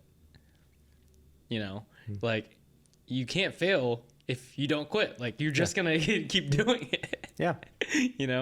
And I guess like it's really cool to just stick through it and eventually like see the progress like go. Because like now, congratulations on like finally like quitting Pastry, even though like it's still a part of you, right? But like, how did it feel when you finally like quit that job and you're like, whoa, like I'm about to go all in on this thing that I'm like a lot more passionate about? Like, what was that feeling? Well, I mean, there's nothing wrong with, running your business on the side. Like if you're, I'm not saying that there's nothing wrong with it, but like it did give you I would say a slightly more freedom and time to put into the business, right? yeah. But, you know, even still, I'm not against having, you know, some like a part-time pastry job or something like that. The problem with that more here, I feel like more than anything, is the fact that a lot of kitchens, a lot of chefs expect you to give everything to them. And that's Like your just whole not life. something that's not something I'm willing to do anymore. It's Yeah, like you I'm gotta not set your willing. standards for it. Yeah, so I was lucky with Kevin that he's, you know, I knew him beforehand. He asked me to go work with him over at Lavo, and I kind of gave him my conditions. I'm like, I will go work with you as long as we're able to, you know, stick to this schedule. You only schedule me on the evenings. I'm only available 2 nights a week. Anything more than that, like, you have to talk to me beforehand. I'm like, my schedule isn't open for the restaurant. The restaurant's like just a side thing. He was totally fine with everything. A lot of chefs aren't like that. A lot of chefs just expect you, you know, if you're gonna get the job, you're expected to be here at least 5 days a week. Like, you're here at least 40 hours a week. Really? That's crazy. Yeah, and I'm like, no, I'm not looking to sacrifice my life Okay. and my business and everything for somebody else. Sweet. But I'm totally fine taking a part-time job somewhere. Like, even still, you know, I would be okay with that. It's just as long as I'm able to still have that balance and still focus on my business. I was just asking because, like, sometimes it sounds so romantic for, like, I guess, like, me to quit everything else and, like, just totally focus on the business. But, like, then there's the part of me that there's that term, like, busy people are more productive. Like, on the free time that you do have, you find time to, like, work on that business and do all those things. Like, there are the independent, like, moms out there who have their, like, side gig, but they have like 4 kids. What time are they working? They're working when their kids are asleep or like before their kids wake up, you know? And then you're like, whoa, like, you could figure it out. Yeah, I feel like I definitely am like that if I don't have enough going on, I just start like wasting too much time. So, you know, it is good to stay productive, and I do like the social aspect of, you know, even like a part-time job, even if it's, you know, I'm not that introverted, guys. Yeah, I mean, I am an introvert, but everybody needs some, you know, some contact with people. And it's like, when you spend too much time just in front of a computer, it's like, you know, it's, you know, it's too much. At least for me, you know, it can be a little bit too much if I'm spending too much time just your back hurts, editing, your eyes hurt. Yeah, but you know, hopefully I will get to a point that I am fully able to sustain myself regularly with just my photography, because I have months that are really good and I'm like, you know, screw Lavo, I don't need a job. Like, you know how much I made this month on my photography? I don't need you. And then I have other months that I'm like, oh shoot, like I really need I need another something. Gig, So I got faith in you, dude. If you guys haven't checked it out, Ricky did the website banner for inspiritbitters.com, and he did the 2 pinned reels on our Instagram and TikTok, and they're awesome, dude. Like, they're so cool, and it's weird having like a photo and a video that really portray like what the art that goes into it. Like, you could just take a normal video and it won't portray those things that those videos did. You know, it's funny how like you could tell a story just by like certain transitions or the timing or like how the lighting is. You know, it's weird. Yeah, it's really like that. You know. Yeah. So you still haven't really told me too much. What are your thoughts of like the process now that you've seen? I mean, you're a business owner. You know, potentially in the future will be needing, you know, to work with a photographer, maybe a stylist. You know, like, what are your thoughts now that you get to see? Because a lot of people who come to me, especially when they're like a small business owner, they have no concept. Yeah, I didn't have any concept. So I didn't know it was going to take that long. Like, Ricky said he was taking 5 photos or 3 photos and like 2 videos, right? And I was just like, okay, sick. That's gonna take like 3 hours, 4 hours. This took all day, guys. This took like, it was like a 9-hour day. You know, I mean, if 10-hour day, maybe if you include like setup and taking stuff back to your car and like all these things. And I was like, this is a process. And like, you literally just looking at the way the orange peel was falling for like 10 minutes. Yeah. And I was just like, what the fuck is going on, dude? It's the same thing. But obviously my eye isn't as trained as yours in like in the area. So like I don't really know. But then like you were playing around with it and then you took another photo and then you took another photo. And I was like, oh, that one does look better. You know? And I was like, I don't know why, but it just looks better. And the drink is moved slightly to the right and it's spaced out in between things. So yeah, like I definitely appreciate nice food and cocktail photos more now because I understand the behind the scenes stuff. Yeah. You know? It's crazy how much work goes into something. Like one photographer that I know, because I've heard so many stories of like how much time you can spend on all these little details. Sometimes it's like the small details or even like the simplest of photos will take the longest to execute because it's like if it's a very minimalistic type of photo, then it's like, you know, where every little thing that's in the shot, like where it falls has to be like just right. Versus like if you have a picture that has like 3 models and then a table full of food, like the little details might not necessarily be as important. You might not have to spend as much time getting like every single little garnish in place. But yeah, one photographer told me how like, you know, she had a shoot and the food stylist had to spend, I think like 30 or 40 minutes rearranging chocolate chips. There were like chocolate chips on in like a bowl or something, like carefully rearranging them with tweezers so every single little chocolate chip is in the perfect spot and like facing just the right direction. Like little things like that tend to, you know, can really take up a lot of time. I've been on a shoot too where it takes us like 3 hours on one picture to get final approval from the client, because sometimes if you're working with a really large client on a, you know, if you're working on a large commercial production for a huge company, they're going to want maybe 5 people to get their eyes on an image and all of them have to give their final approval. And if 4 people do and 1 doesn't, you still have to keep working on the image until like every little thing is finally approved. And yeah, sometimes it can take hours, and that's 3 hours of being on set, taking pictures and showing examples, showing them what you have until it gets approved. That's not even factoring in all the time that the food stylist spent beforehand getting the food ready to get it onto the set, because usually they'll be prepping it, cooking it. They might even have an assistant, maybe even 3 assistants if it's a huge project, before getting it onto the table on set to get the first picture. So all those things, like, they take a very long time. Like it can be one final picture that's even something like just a single burger on the billboard might take an hour to get done, to get it approved by a client.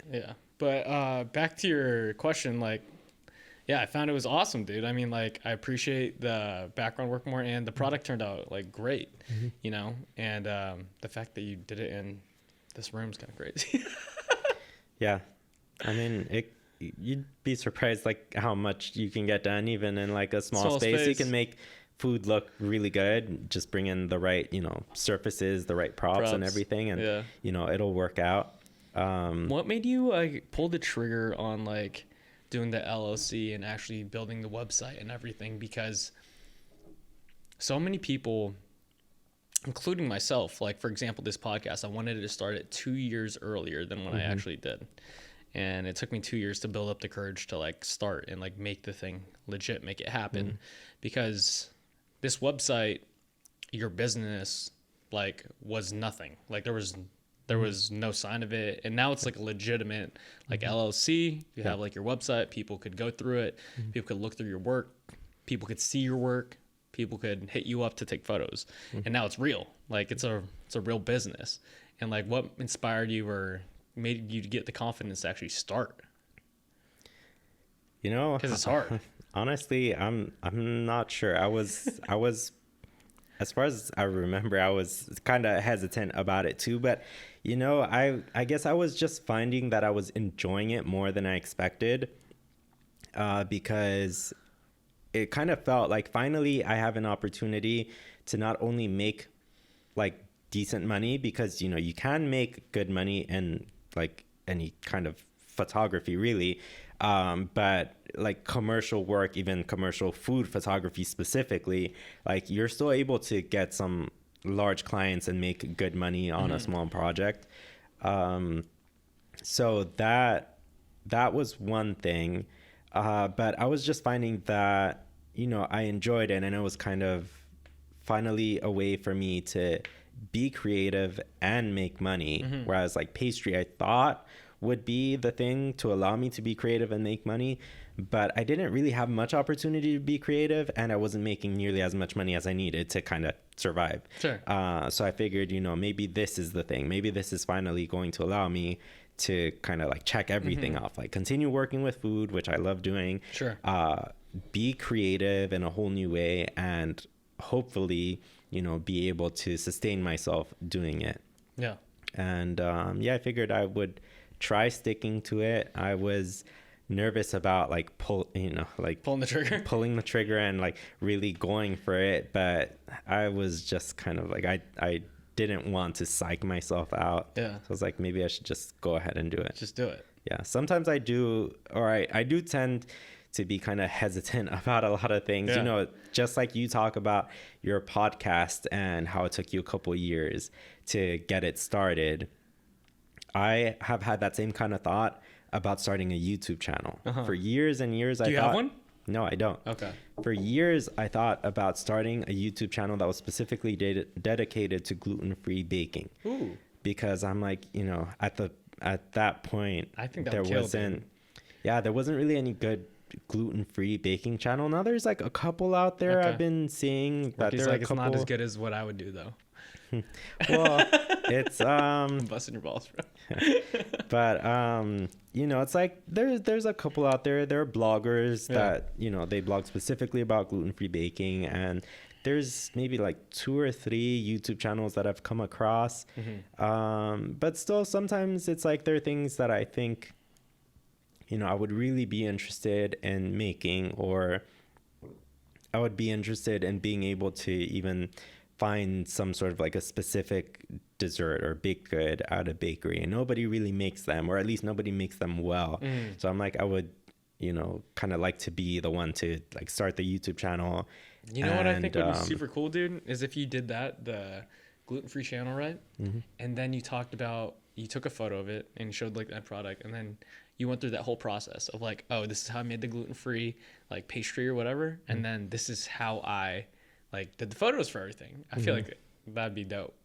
Yeah, and it's kind of funny because I've thought about doing it in the past, and then I've always been hesitant about it, and now it's sort of like, you know, there's a lot more to like photos and videos than I had initially realized. Sure. But now that I have a much Better stronger understanding. concept of, you know, how to produce, you know, good photos and good videos and kind of tell a story and those kinds of things, and I still have like my pastry background, I'm like, I'm much more well-rounded to kind of be able to accomplish this, to be able to create the channel and, you know, develop the recipes and share the videos. It all makes sense, like looking backwards. Yeah, it's sort of like, you know, everything definitely has at some point like equipped me more and more to be able to start my own channel. But I also still sometimes think about it, and I'm very hesitant because I'm like, not so much that I can't do it, but when I think about it, I'm like, it's so much work. Like even developing recipes, like I've developed recipes before. Sure. I'm like, even developing recipes, it's You're like hours of work. You're not against hard work though. Yeah, I'm not against hard work, but yeah, thinking about it, like, you know, so many hours to develop a recipe, then so many hours to produce a video, and then besides that, like edit the video, and it's just like so many hours of labor to produce one video to share. It definitely does kind of hold me back, and I think maybe eventually it'll just kind of get to that point like it was with you that you know, I know you've shared the story before about how one day you were with your friend and your friend's like, let's make the podcast right now, like let's do it. let's just do it, like, and stop thinking about it, let's just do it. And you've listened to a good amount of them, bro. Like the audio was ass, like in the beginning. Yeah, no, I told you that when I listened to the first one, and then I saw you at Lavo the next time. I'm like, hey, I listened to the first episode. I can't believe you made it through it, dude. Yeah, I can't believe you made it through it. And you asked me what I thought, and I was trying to find a nice way to say, you know what, like the audio's ass. I was trying to say, like, you know, like something that's really important to consider is like the quality of your audio. Yeah. I was trying to think of like a nice way to tell you that, to like try to improve the audio, but you're like, oh no, you were saying like you shouldn't even listen to the first few, like just skip to like episode 8 or something. Like by then I got a better mic, like it's much better. I'm pretty sure it was like 12, but yeah. And sometimes I think like maybe that's just kind of what it's going to come down to, that one day I'm just going to have to tell myself, like, stop overthinking this, stop giving like all these excuses and like not to do something. Let's set a like, date, bro. When are you gonna post your first YouTube video by? Putting you on the spot. As of right now, I'm not sure. I'm gonna keep you accountable to it. One thing that... What year? Oh man. I mean, I could say this year. I don't know. You might have to hold me to it.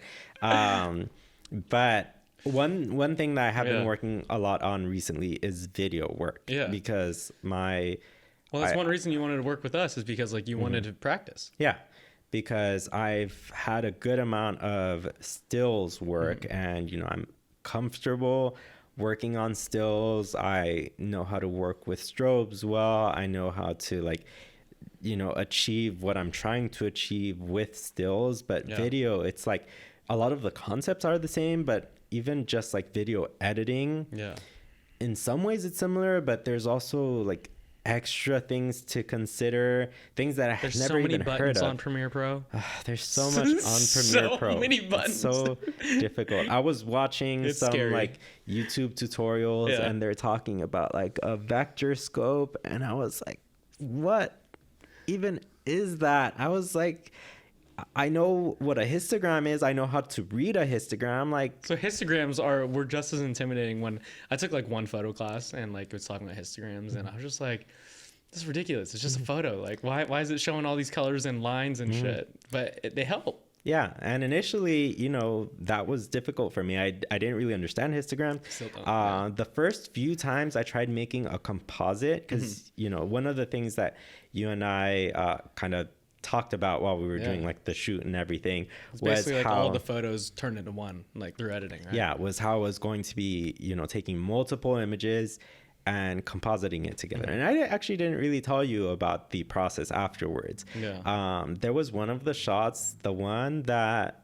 where you're pouring the cocktail into the glass, the one with all of the different cocktails on the bar top, and then you're pouring one. That ended up being, I think, like 5 different shots together. Really? So basically I took like your hand and the cocktail shaker from one. I took the glass and the liquid inside from a different shot, and then I took like the bar top from somewhere else, and I took like the glasses from a different shot still. Like, it was a lot of stuff like kind of composited together.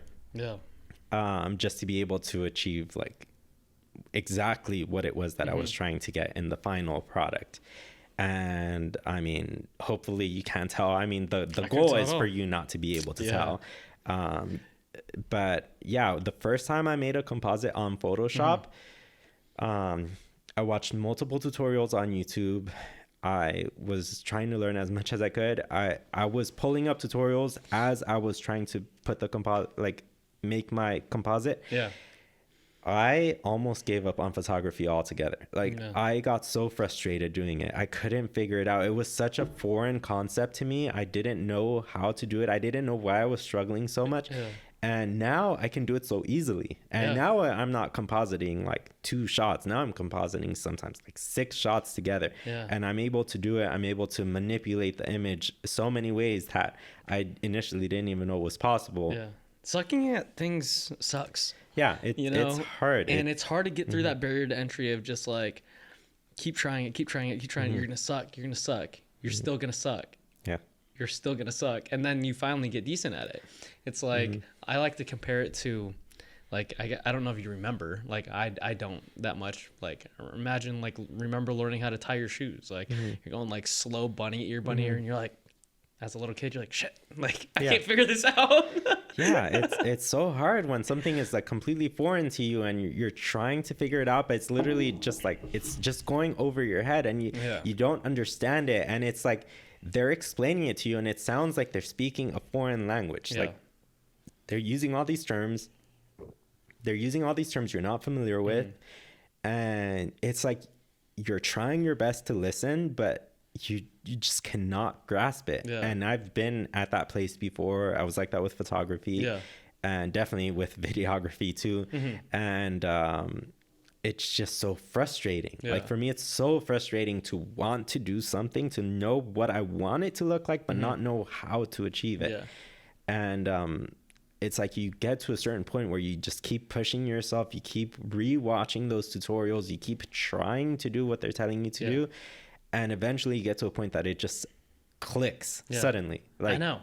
That's such a good feeling. And it's so weird. But I feel like, I feel, you know, I never like to call myself like a great photographer or anything like that, but I am proud of a lot of the work that I've achieved. I definitely feel like I'm not nearly as good at videography as I am with photography, just because I of course have so much more practice, so much more experience with photography.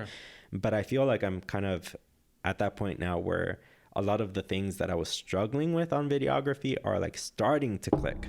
Sorry. No worries. Starting to click and starting to get to that point to where it's like I am really now understanding, because a lot of it was similar, like going into it, but like, you know, there are just a lot of extra tools on Premiere Pro that are specific to video that when I first saw them, I was like, what even is this? Like, you know, I was thinking like, you know what? I'm not even going to bother. I'm not going to offer videography to anybody. It's just, it's like, it goes over my head. It's beyond what I'm capable of. But no, it's like, you know, just like with anything else, as long as you like stick to it, you keep practicing, you keep working at it. Like, you are capable. What's your advice to people who feel like they are gonna quit or they want to stop because it's so frustrating, it's so hard, like that patience, that consistency, and trying until you finally get it? Like, a lot of people don't get to the point where it clicks and you're just like, wow, I have this skill now. Because like usually if you get it that first time, I mean, not the first time, like once you finally get it, like you have it because you've been trying so many goddamn times to finally get it right. And then you get it right and you're like, wow, now I remember all the mistakes that I made. I'm not going to make it again. You know, like, what's your advice to the people who like feel like they want to stop?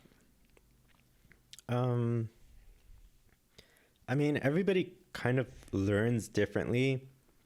It definitely is good to, I guess, be aware of your strengths, be aware of like your own learning process. I'm a very visual learner.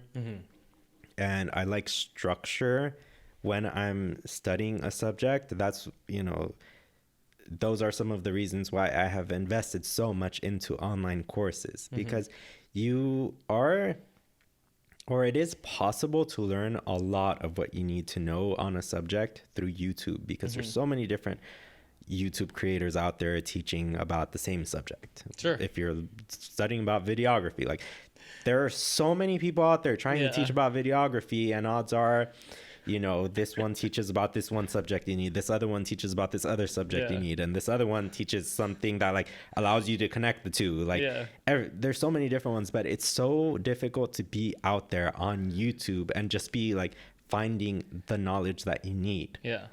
Because, you know, one thing that like a one-stop shop. One thing that I've heard, you know, multiple times, which is always the case, is you don't know what you don't know. And that's something that, like, when I realized that, I was like, yes, that's absolutely true, because I initially kind of felt like, you know, once I started kind of getting some of the photography down, I was like, you know, this actually isn't too hard. It's like, there's not that much to it. And then as I started learning more about it, I was like, oh man, there's like all these things I didn't even know existed. Yeah. But if you invest into something, at least in my case, like a course, hopefully a good course. I mean, there definitely are Bad courses out there. poorly executed courses out there. I've invested Yeah. good money into some courses that weren't worth like even half of what I paid. But there are some really good courses out there. So hopefully, you know, you can do some good research and find a good, reliable course, or, you know, a good course from like a good, solid, reliable teacher who knows what they're talking about. Yeah. And will also be like a good resource for you if you have questions, because some of those that teach courses, they're just looking for it to be like a passive income. They're not thinking about you. They're not trying to help you. They have the content out there. You pay for it, you get access, you're like, they're done. It's good to have one that you can still reach out to with questions that will like respond to you regularly, will help you out if you're struggling on something or like on a certain concept. But for me, that was, I'd say, one of the biggest things that were just like a huge help, that I invested in a lot of courses. And That allowed you to, I guess, like push you through the hardships of like learning it. That allowed me to streamline the learning process, because I wasn't trying to piece everything together. Like when it came to learning about artificial lighting and like working with strobes, you know, working with an off-camera flash. Yeah. I didn't understand really how that works, or, you know, maybe why you would use an off-camera flash. Or one concept that was difficult for me to grasp initially was like how an off-camera flash, some kind of a strobe, can cancel out ambient lighting. Like the power of it is so strong that basically your ambient light isn't a factor anymore. A lot of those concepts I wasn't familiar with, and I paid for a course. This one was by Joni Simon, and that's the one subject that the course talked about. It was all start to finish just about lighting, how to set up your lights, you know, how to get them to communicate with your camera, how they work, you know, how to manipulate them, types of modifiers like soft boxes, like the scrim that I had. How does these courses translate, or because it must be hard if you don't have the camera that they're using, right? No, if you pay for a good course at the very least, I mean, honestly, any course should be able to teach you the fundamentals that you need. Because there isn't a single one that I've paid for, like at least when it comes to this specifically photography, there isn't a single one that was like, this will only work for this camera brand and that's it. No, because cameras have basically, you know, they have their buttons in different places. They might have a better resolution versus another, or one lens will work, you know, better than another one in terms of like sharpness or whatever. But overall, how cameras work, it's essentially the same. Like you need to know the same settings, your shutter speed, your aperture, those things are the same. So it doesn't matter which brand you're using, and light is light. Like it doesn't matter what brand it is. It doesn't matter if it's natural daylight or like the sunlight coming through a window, or, you know, a continuous video light or some kind of a strobe. Like light works the same way. And it's learning all those fundamentals that, you know, enable you to continue improving. And if you invest in something like that, something like a course, ideally it will be structured in a way that will take you like start to finish on the subject, that will help you out with whatever subject you're struggling with, so that you're able to, you know, to have a decent foundation in it. That one course about lighting made such a big difference for me. And it does for so many people. It's interesting because like people resonate with like you said, like different types of learning. You are a visual learner. Right? A lot of people, like for me, I don't really love audiobooks. Like I like reading the actual book. A lot of people love audiobooks. But most of my content too, I don't like watch a ton of like YouTube videos. I listen to a lot of podcasts. Like for you, like you don't really watch podcasts, you listen to them, right? So everyone has their different forms of like entertainment or education, and you got to figure out what's like best for you as well. Yeah. What do you call it? Back to you don't know what you don't know. Like I didn't really pay attention to, I guess for me now, it's very similar to that initial podcast where I was just like, someone's just like, let's do it right now.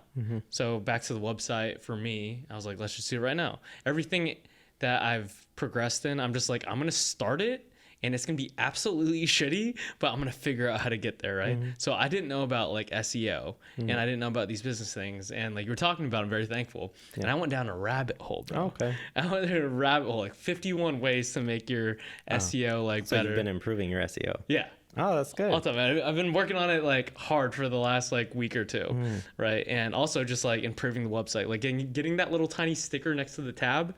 You know, do you know what I'm talking about? So you Google something, right? So say it's Facebook. So on the tab, it has those little small F with the circle. Oh, okay. I know what you're talking about. So it's the something sticker.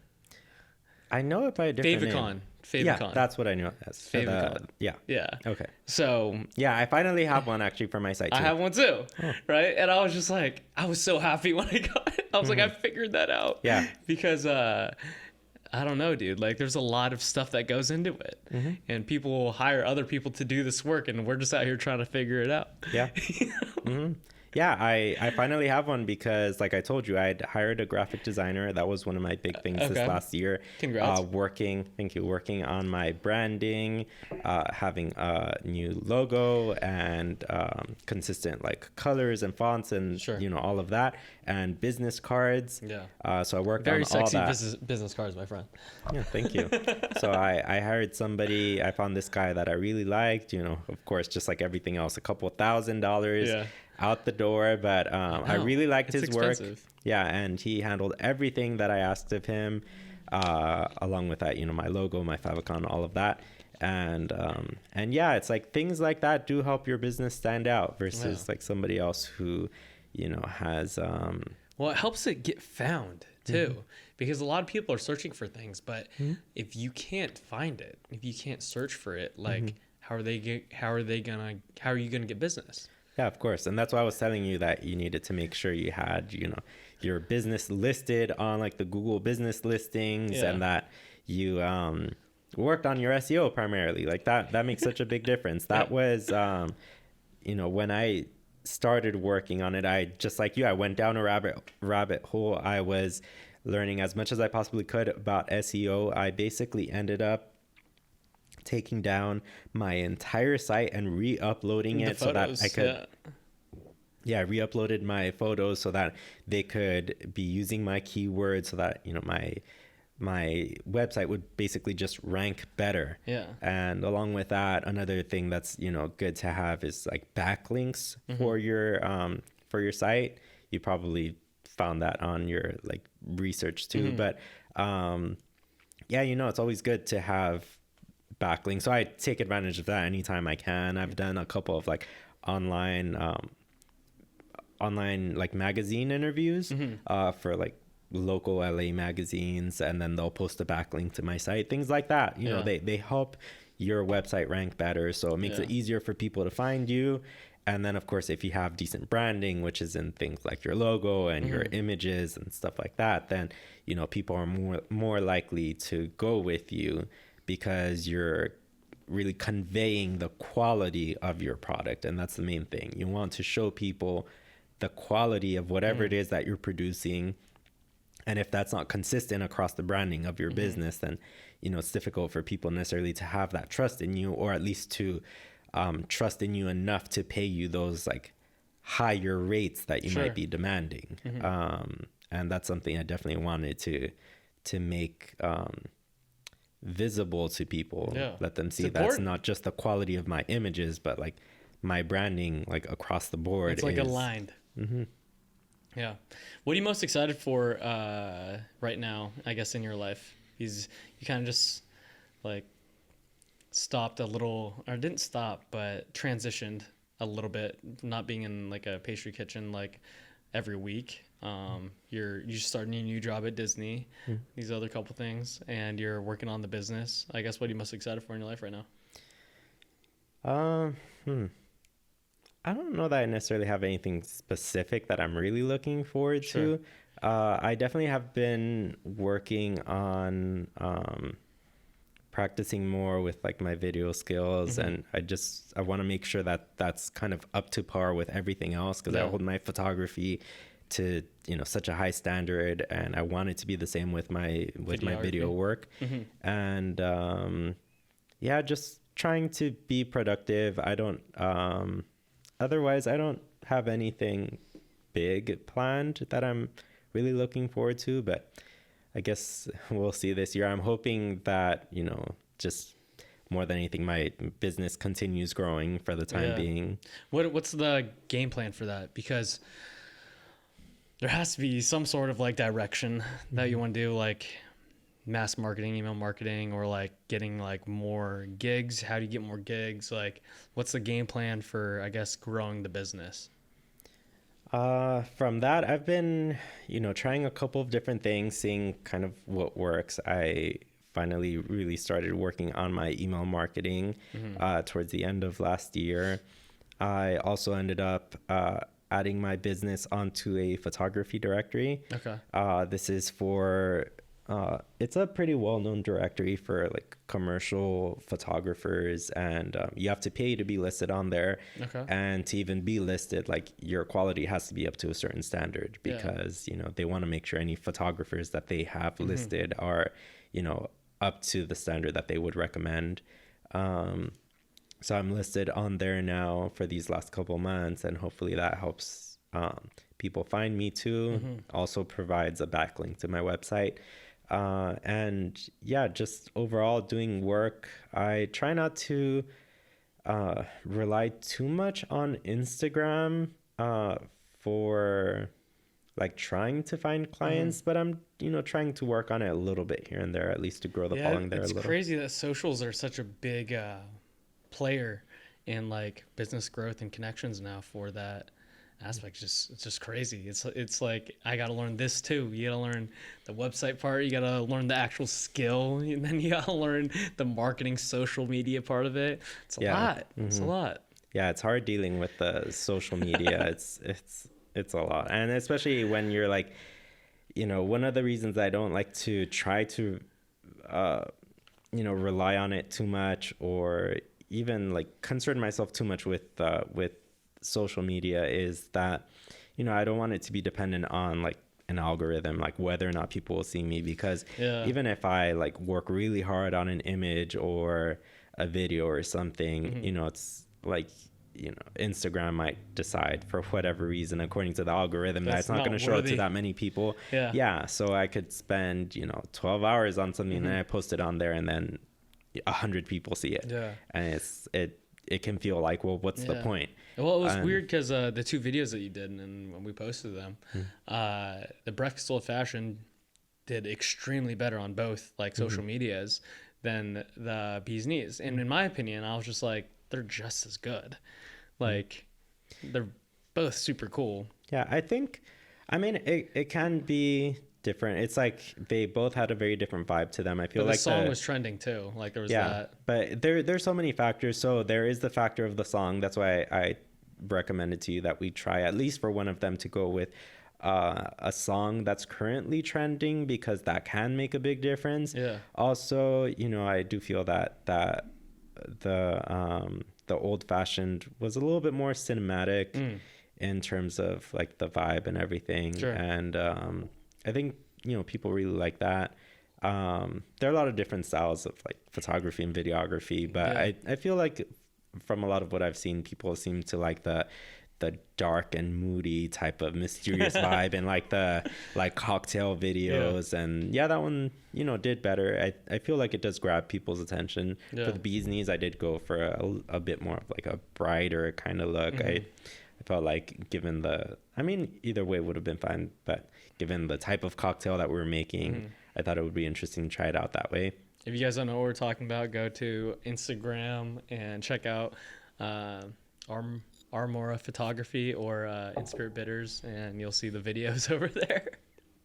What do you call it? What was I gonna say? What was I gonna say?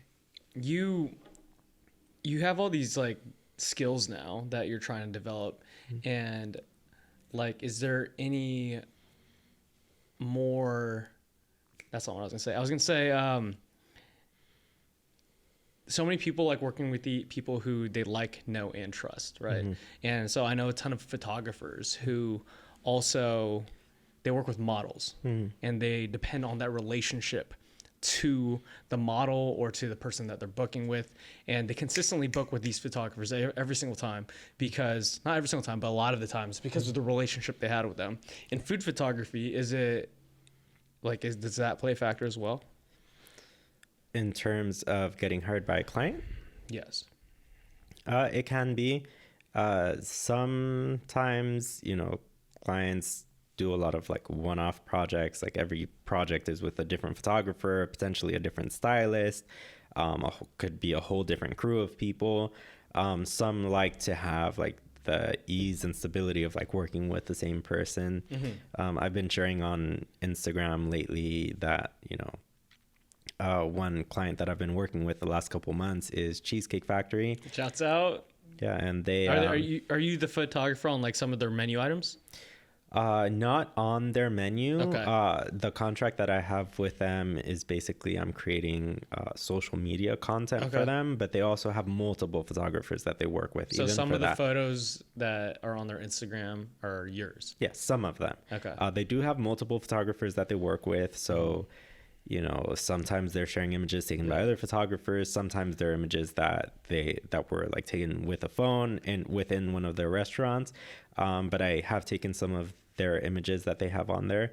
And part of our like negotiations when we were initially talking and working on, nailing down like the details of the contract, it was that they wanted somebody that they could work with regularly and have like a set price and a set team, and like just kind of have everything already be figured out, like automized. Yeah, so it's like everything's kind of ready to go, that they already know that, anytime that they contact me, it's going to be this team of people, it's going to be this many images delivered, it's going to be this set price. Yeah. And that's what we worked out, and that's what we've been doing. And other people are like, they maybe don't do shoots as often because, for this one, for them, it was they wanted it to be that way because they needed somebody that they could work with on like a fairly regular basis. But besides that, there are others who, maybe they only do one big shoot per year. And so then whenever that comes around, whenever they're planning it, they'll look around, they'll try to find somebody, or maybe they're working with a new like production company, and they leave it up to them to try to find some local photographers to present to them. Yeah. Because typically it's done for these larger projects, it's done as what's called a triple bid. Yeah. So they're not contacting only you. They're contacting multiple photographers. Yeah, they're contacting. How does it feel to I guess to be a part of like such a big company, like their marketing?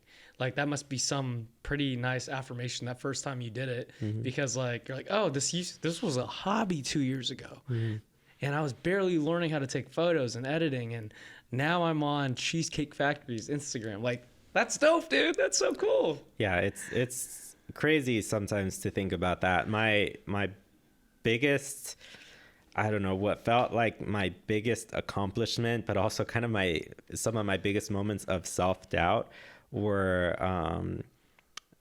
in, let's see, what was it, 2021. It was around like summer 2021. So I'd only been, really practicing my photography, like working on it for probably not even a year and a half, like almost a year and a half. I was contacted by a production company that's based here in LA, and they were considering me for a photo shoot. Before they would even tell me who the project was for, they're like, you need to sign an NDA. You need to sign this NDA. before we start any negotiations, before we tell you who it is, like, we need you to sign this so that, you know, it's like everything has to be kept completely private. And oftentimes that's how it is for like the larger companies. And did you figure it out? Did you sign the NDA?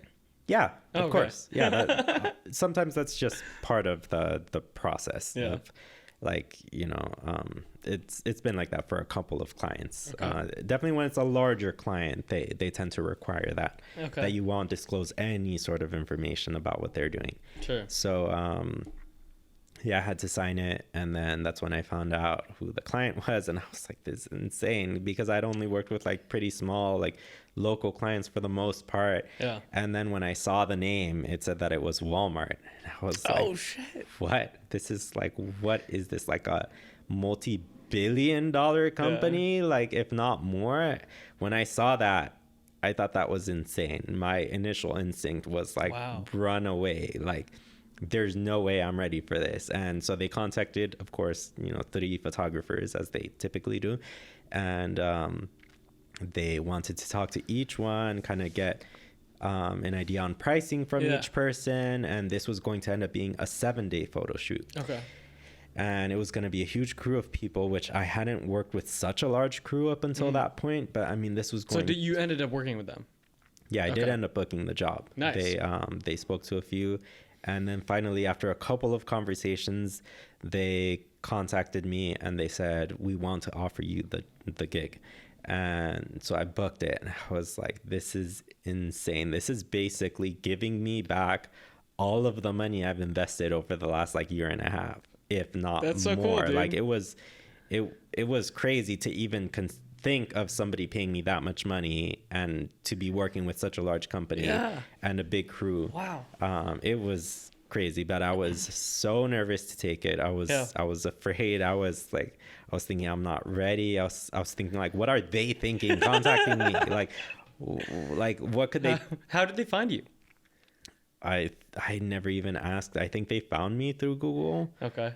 If not through LinkedIn, because some people have found me through LinkedIn as well. Okay.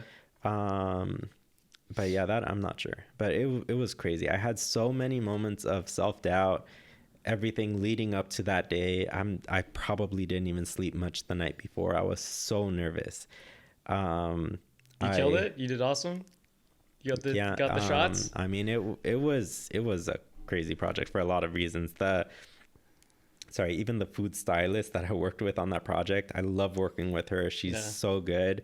We're still decent friends now. Like, we've worked together on a couple of projects. But this client was, you know, it was a little difficult working with them at times. She said that she doesn't intend on ever working with them again. Okay. It was just a lot of people. So it's like, when it gets to that point, when you have a lot of people that need to approve an image, it becomes really difficult. A ton of people got their own opinions. A ton of people got like own ways of doing it, and like that could clash, right? It gets really difficult.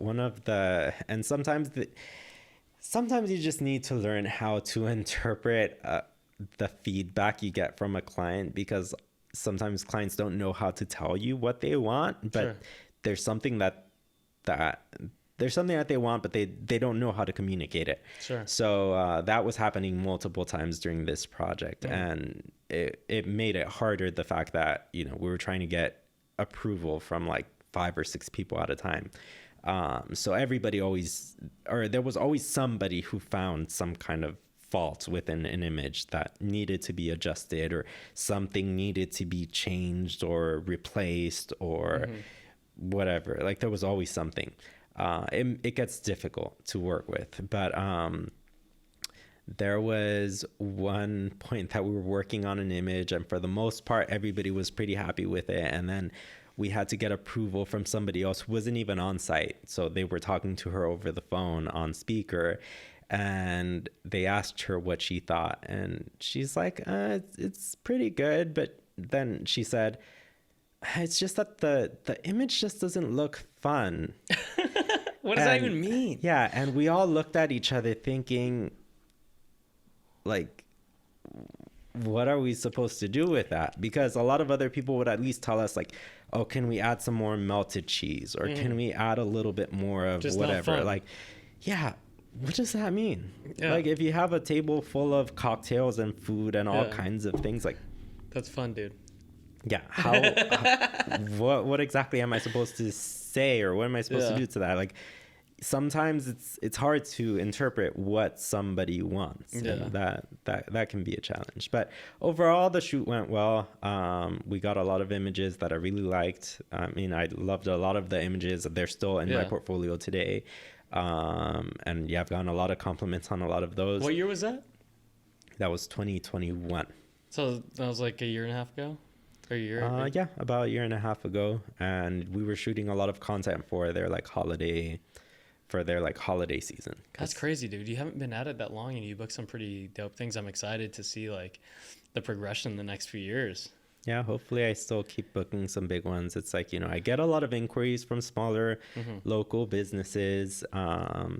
It's not as frequent that I get an inquiry from a really large nationwide company like that, but it's always nice being able to work with a client that is able to afford a crew like that.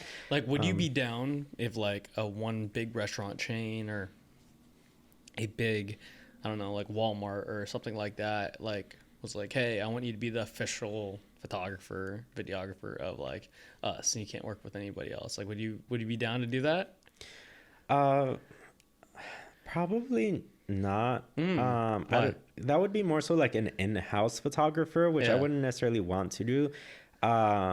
For one thing, if you're an in-house photographer for a company, typically by default, they own the images, you don't. If they hire you as a freelancer, you own the images, unless it's like stipulated differently within the contract. But typically, like, that's automatic. If they hire me as a freelancer, I own the images. If I am working full-time for a company, if I'm their employee, it's their image. I can take however many images. It doesn't matter if I created the entire image by myself. They own the image. That's one thing that I don't necessarily like. But also, I like being able to work with different companies. Sure. But what do you call it for owning the image and stuff? There's a lot of copying these days. There's a lot of like, I don't know, like they'll see a photo on Google and they'll just copy and paste it on their website or like whatever. What's the consequence for that? What's the actual consequence for that? Like, well, first off, if there's a consequence, that would be determined on like whether or not the copyright owner finds out. Because of course, if whoever owns the copyright to an image doesn't find out that somebody stole it, then nothing's going to happen. If that person does find out, then they could potentially sue the person who stole their image. And that's the thing that a lot of people don't fully understand when it comes to like copyright and licensing and all of that. It's like, if you're hiring like you said, a lot of the photographers that you work with, they work with models. But, there are a lot of photographers who work with like families or weddings or stuff like that. If you're a photographer who works more on that side, more on like the consumer photography type, working with families just for them to have images for their own Instagram and they're like to hang up on their walls, they're not using those images to make money. So they don't have to license the images from you. And as the photographer, you own the images. You can do whatever you want with them. And whoever hired you to take the images of their family or their wedding, like they're able to enjoy them, to hang them up on their walls or to use them for social media. It's not used as a way to gain revenue. But if you're a business and you're using images of somebody else's, then you're using that to make money. So say like the images that I took of like your products, then every single one of those shots had the bitters somewhere within the shot. Sure. So and you can use that for your like advertising, for like your website, your banner, and like stuff like that, to show your product, show all the different types of things that you can make using your bitters. Sure. That's a way to show people, to get their attention, to help you make more sales. Sure. It's a way for you, basically, as part of your marketing. It's to help you make money. So that's why you need to pay licensing for that. And even though we took the images together, even though you made all of the cocktails, sure, the copyright doesn't belong to you. The copyright belongs to me. Sure.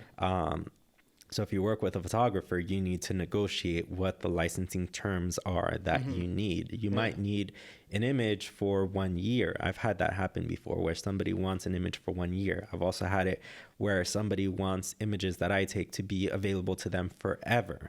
So if they're licensing so that they can use it for 1 year or even 1 season, the licensing fees are a lot less than if they're looking to use it for forever. That they forever want, to keep using those same images for their own ads or for their own website to help them make money. Yeah.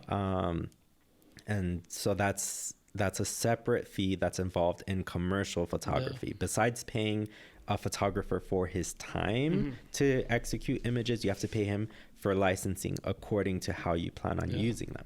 A friend of mine, actually, just a good friend of mine, she's a photographer. She just came up with an issue about this specific issue because about the one we're talking about right now. Yeah, because not that somebody stole her images, but that they're using it in a way that it wasn't licensed. Like what? So this company hired her to take images of their product for them. She took those images, and what was negotiated according to what they were able to afford, according to how they said that they were planning on using them, it was that they were only going to use them for web use. If I'm correct, it was only social media use. Then they went behind her back, took her images, and posted them up on multiple billboards. What? So how many people see an image that you post on social media as a small brand versus how many people see it if you have it in multiple billboards all across the city or like all across like she's in San Diego. Probably way more. They're like all over San Diego. So you're getting thousands more people per day seeing these images. Did she sue them? I mean, it's up to her what she wants to do. Going to decide to do. So this is recent. This is recent, but yeah, she, that's definitely a big issue that, not only do people steal images, which, that alone makes it that you can potentially sue them. Some photographers will send them an invoice. We'll send them a message saying, or maybe even have their lawyer send a message saying, like, we noticed that you're using these images. They belong to this photographer. You did not license them. If you would like to be using them, we require that you pay this invoice. They'll send an invoice for the licensing for whatever it is that they're using it for. They might just sue them outright right from the start. They might say, we demand that you take this down immediately. You do not own the right to use these images in any capacity. Like, they have to be taken down. It depends. Every person chooses what it is that they want to do, how they want to proceed. But you definitely leave yourself open to a lawsuit if you're using somebody else's content. That's somebody else's copyrighted content for yourself, for your own personal gain. Because that's not something that's, even if something is out in the internet, that doesn't mean it's up for grabs for you to use it for profit. Yeah, it's interesting. A lot of people don't understand that. It's like, if it's on the web, I could use it. Yeah, people think that it's just up for grabs. They see something on Instagram, they think like, oh, my baked goods look similar to this. I can use this for my own ads. Like, or they find something on Pinterest or something. No, it's not okay. It's definitely not legal, and it does leave you open for a lawsuit. It's just the question is whether or not the person will find you. But I mean, there are ways. There are ways to find out. You can do, for instance, like a reverse image search on Google. If it's something that you're concerned about. And there are also, I think, a couple of websites for that specifically that I've heard from other photographers. That's like, basically they can post, or they can go to that website. They can submit, multiple images, and then basically somehow they do a web search themselves for you. So they find any place, anywhere online that specific image is being used. And then that will lead you to, if somebody is using your images, and then that of course leaves them open for a lawsuit. You hear that, guys? You can't be stealing people's photos. Nope. Definitely not a smart thing to do. I mean, there are not everybody has the budget for a professional, like a commercial photo shoot, which is fine. You know, I have people who contact me. Sometimes their budget is a quarter of my day rate, and that's not even factoring in my editing time or a food stylist or anything else. Sometimes they're at they have a really limited budget. That's okay. But if that's the case, you know, you might want to go with somebody who's a brand new photographer, who's just starting out, trying to build their portfolio. Maybe if you're able to find one that's local to you, you know, that could be an option, somebody to collaborate with, or somebody who's willing to work at a discounted rate. And then there's always, there are stock sites for that. Like you don't want to use an image taken by somebody else, just grab it anywhere from off the internet and start using it for yourself. But you can go to like a stock image site, and you can pay to license an image from there. I don't know, really, I've never licensed one from a site, but I know that there's multiple and it's not all that expensive. So say if you have something somewhat generic, like, you know, of course, something like your specific bottle that you couldn't do. But if it's like, I don't know, assorted cocktails. Like there are plenty of pictures out there on stock sites of assorted cocktails. You can go to a stock site, like do your search, find something that's maybe at least somewhat similar to some things that you offer, and use that. But, and then doing that, you're not, you know, opening up yourself to legal issues, which that's the main thing, because you're not stealing from somebody. You're still licensing an image. You're paying for an image to use for your own marketing, but you're doing it in a way that's much more affordable, because you're not paying somebody to come to specifically take pictures of your items. You're paying for an image that was already created, and you're just paying for the right to use that for your own personal gain. Sure. What do you call it? Turning back to like not the legal stuff of photography anymore. What would you say like photography does for you, just like taking photos in general? Because I guess for me, like my amateur photography, it captures a moment in time that will never happen again. Or that's really it. And I'm just like, wow, I could capture that, or it'll be like a nice cocktail or a picture of a friend. And I'm just be like, oh, I caught that moment in time and I can never recapture it again. So that's like that's why I enjoy like taking photos and stuff. Like, what does photography do for you?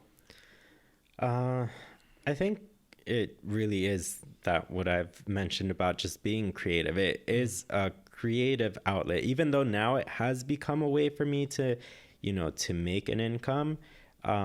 It's a way for me to be creative. It also allows me to, at least if it's a somewhat larger project, it allows me opportunity to work with new people, to work with a creative team of people, which is, you know, some of my favorite, you know, projects have been that way. I was not the photographer, but I was the assistant on a shoot this last weekend. This was actually a lifestyle shoot for a company. Like a print shoot? Like I'm not sure where exactly they'll be using the images. Okay, just lifestyle in general. Yeah, what was a lifestyle photo shoot. They also did some some video footage. It was for, I think it's a landscaping company. So they rented like this big fancy house. We were shooting both in the backyard and the front yard. They hired like 11 or 12 different models to come in throughout the day. They hired a dog to come in as a model. They had... Wait, how do you hire a dog? There are people, there are just like... They lease out their dog?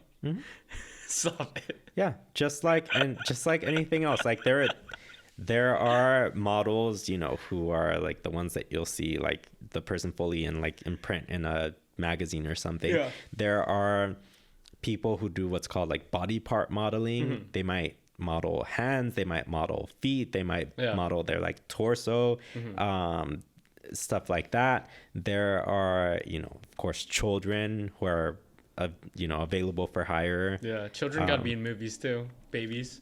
Yeah, and they might be available for like photo shoots. And just like that, there's some people who have dogs, and they have, they try ideally to train their dogs. This one wasn't very well trained, but ideally a dog would be well trained, easy to work with. Sure. This one was a little difficult, but the kids that we had on site were all like easy to work with. Nice. They were all really cool. They were pretty well experienced, and it was a lot of families, and it was an interesting project. And it's that's always my favorite, getting to work on that type of shoot. In this case, I was the assistant.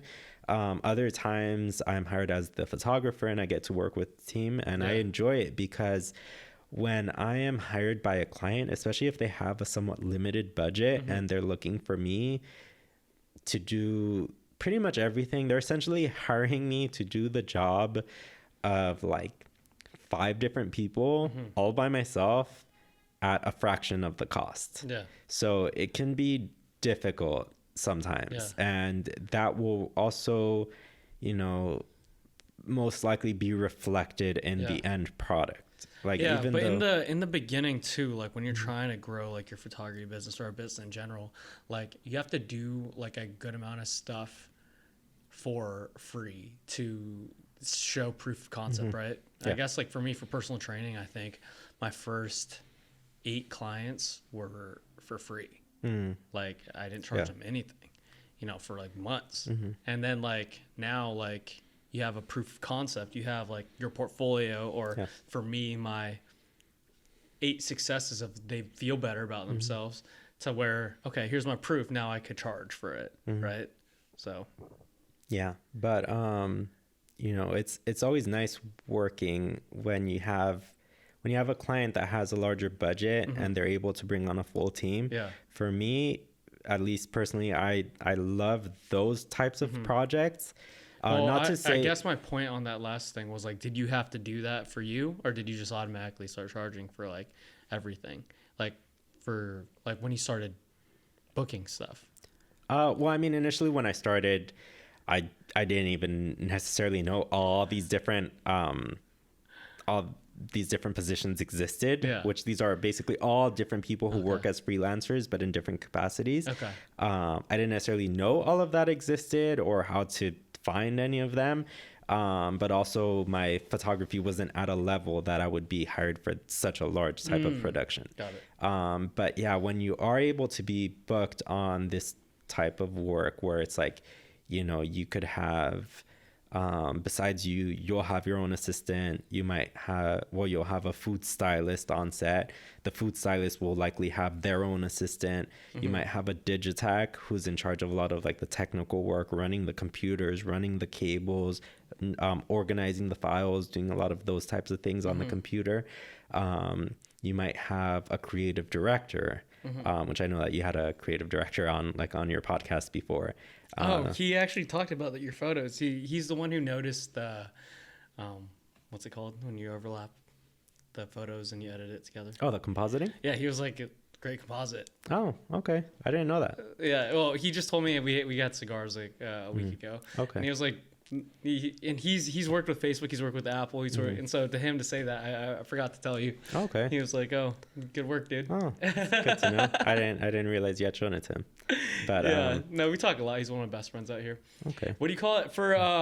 Would you have any advice for people who want to, I guess, like make a living or start making some money off like photography, or not necessarily just for photography, like something that they enjoy doing?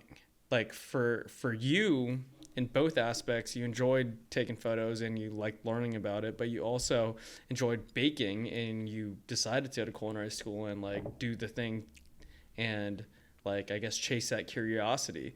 Like, what's your advice to people who like want to do that?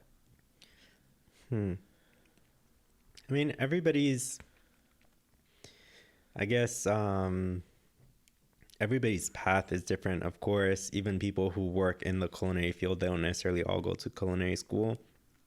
And just the same, like with photography, I didn't study photography in any sort of like a formal capacity. And a lot of the photographers that I know also didn't do that. They learned on YouTube, they learned through online courses.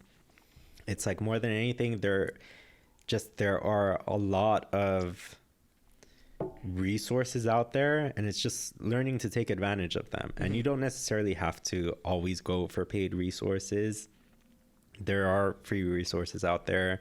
There are, there are so many YouTube channels specifically about, photography, about videography, about, I'm sure there's plenty about even starting a podcast and like how to run your own podcast, stuff like that.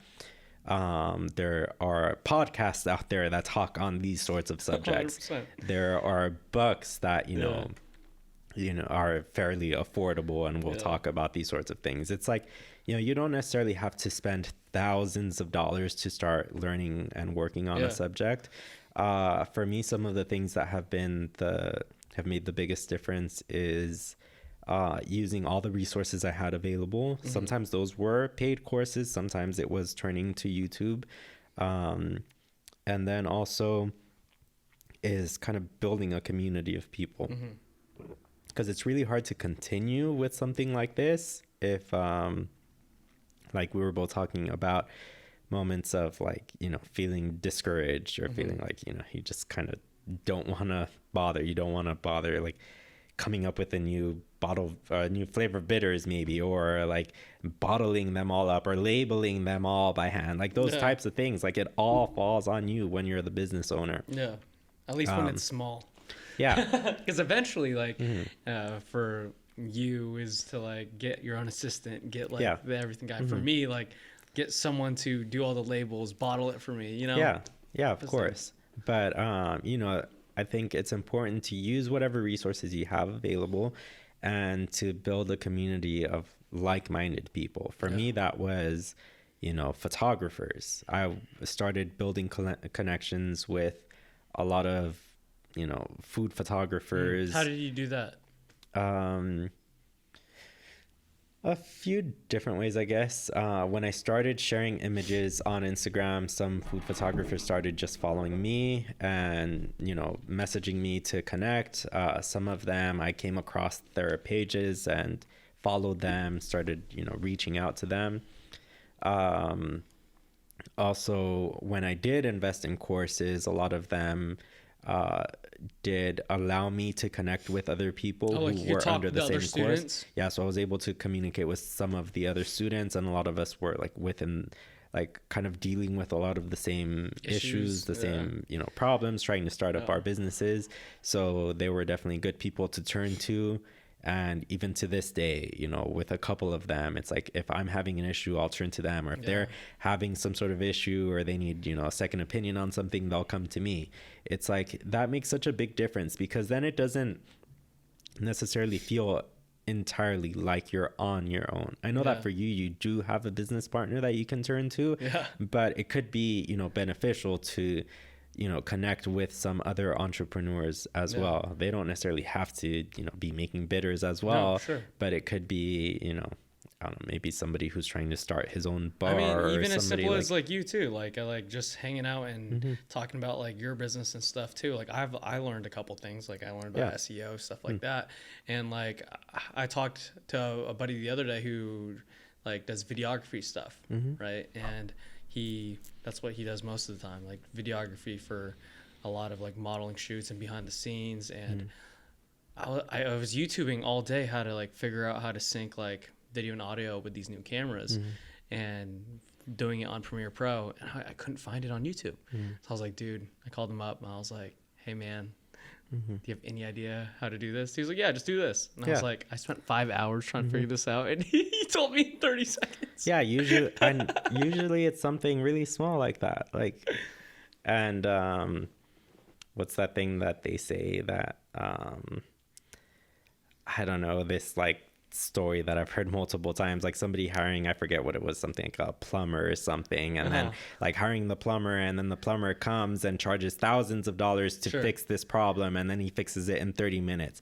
And they're like, why should we pay thousands of dollars if it took you 30 minutes? And he says, you're not paying me for the 30 minutes. You're paying me for the decades of experience that made me capable of fixing it in 30 minutes.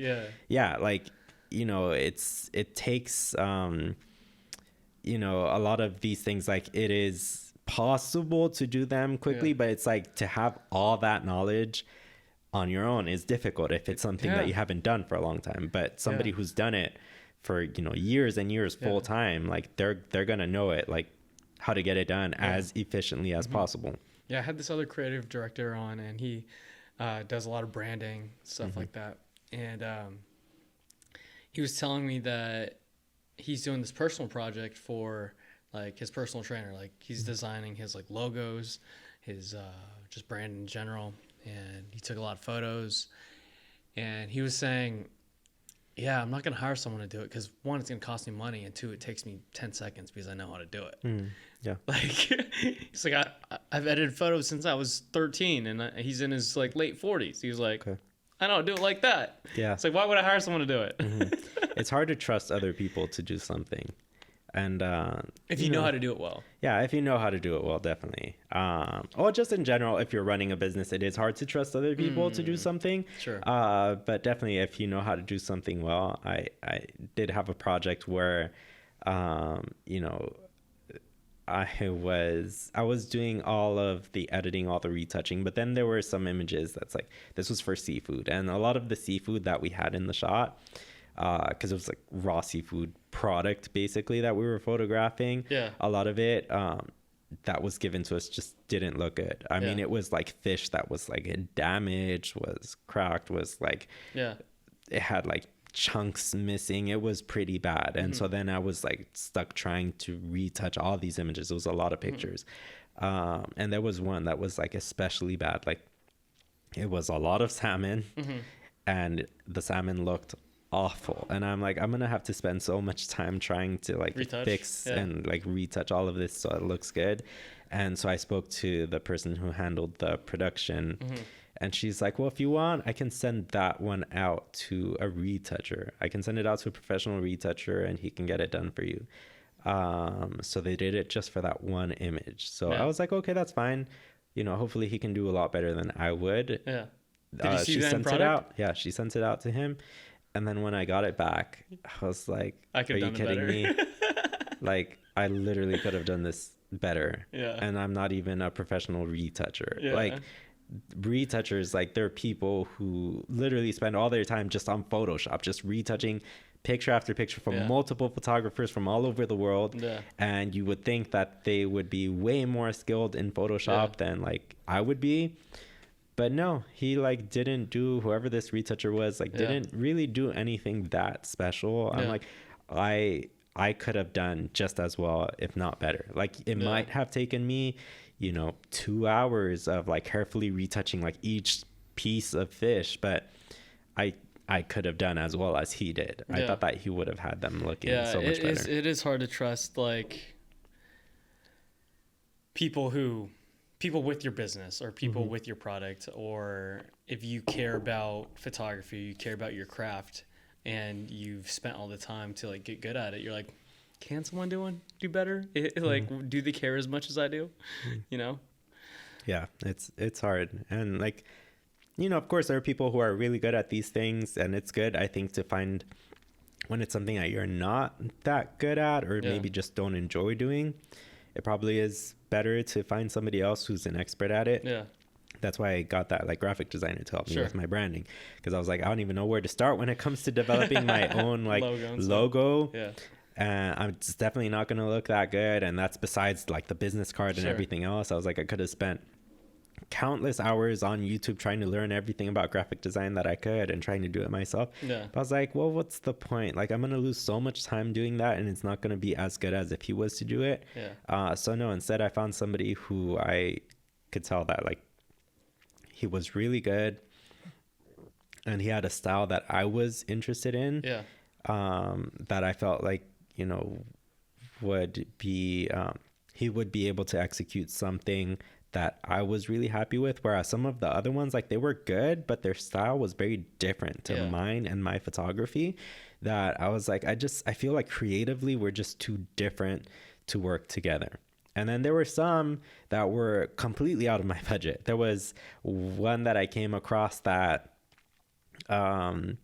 she had a lot of information on her website, and then when I found like her pricing info, it said that her pricing started for a branding project, like what I was trying to do, it said that her pricing started at $8,000. What? Yeah. So I was like, well, she's clearly out of my budget. I found another one that I liked and I reached out to them, and then they wanted to know what my budget was. And I told them, well, I don't really have an exact budget, but I was like, just to let you know, I was like, I found this person who was like $8,000. I'm like, that's definitely way out of my budget. And they're like, oh, well, thanks for telling us, because our prices start way higher than $8,000.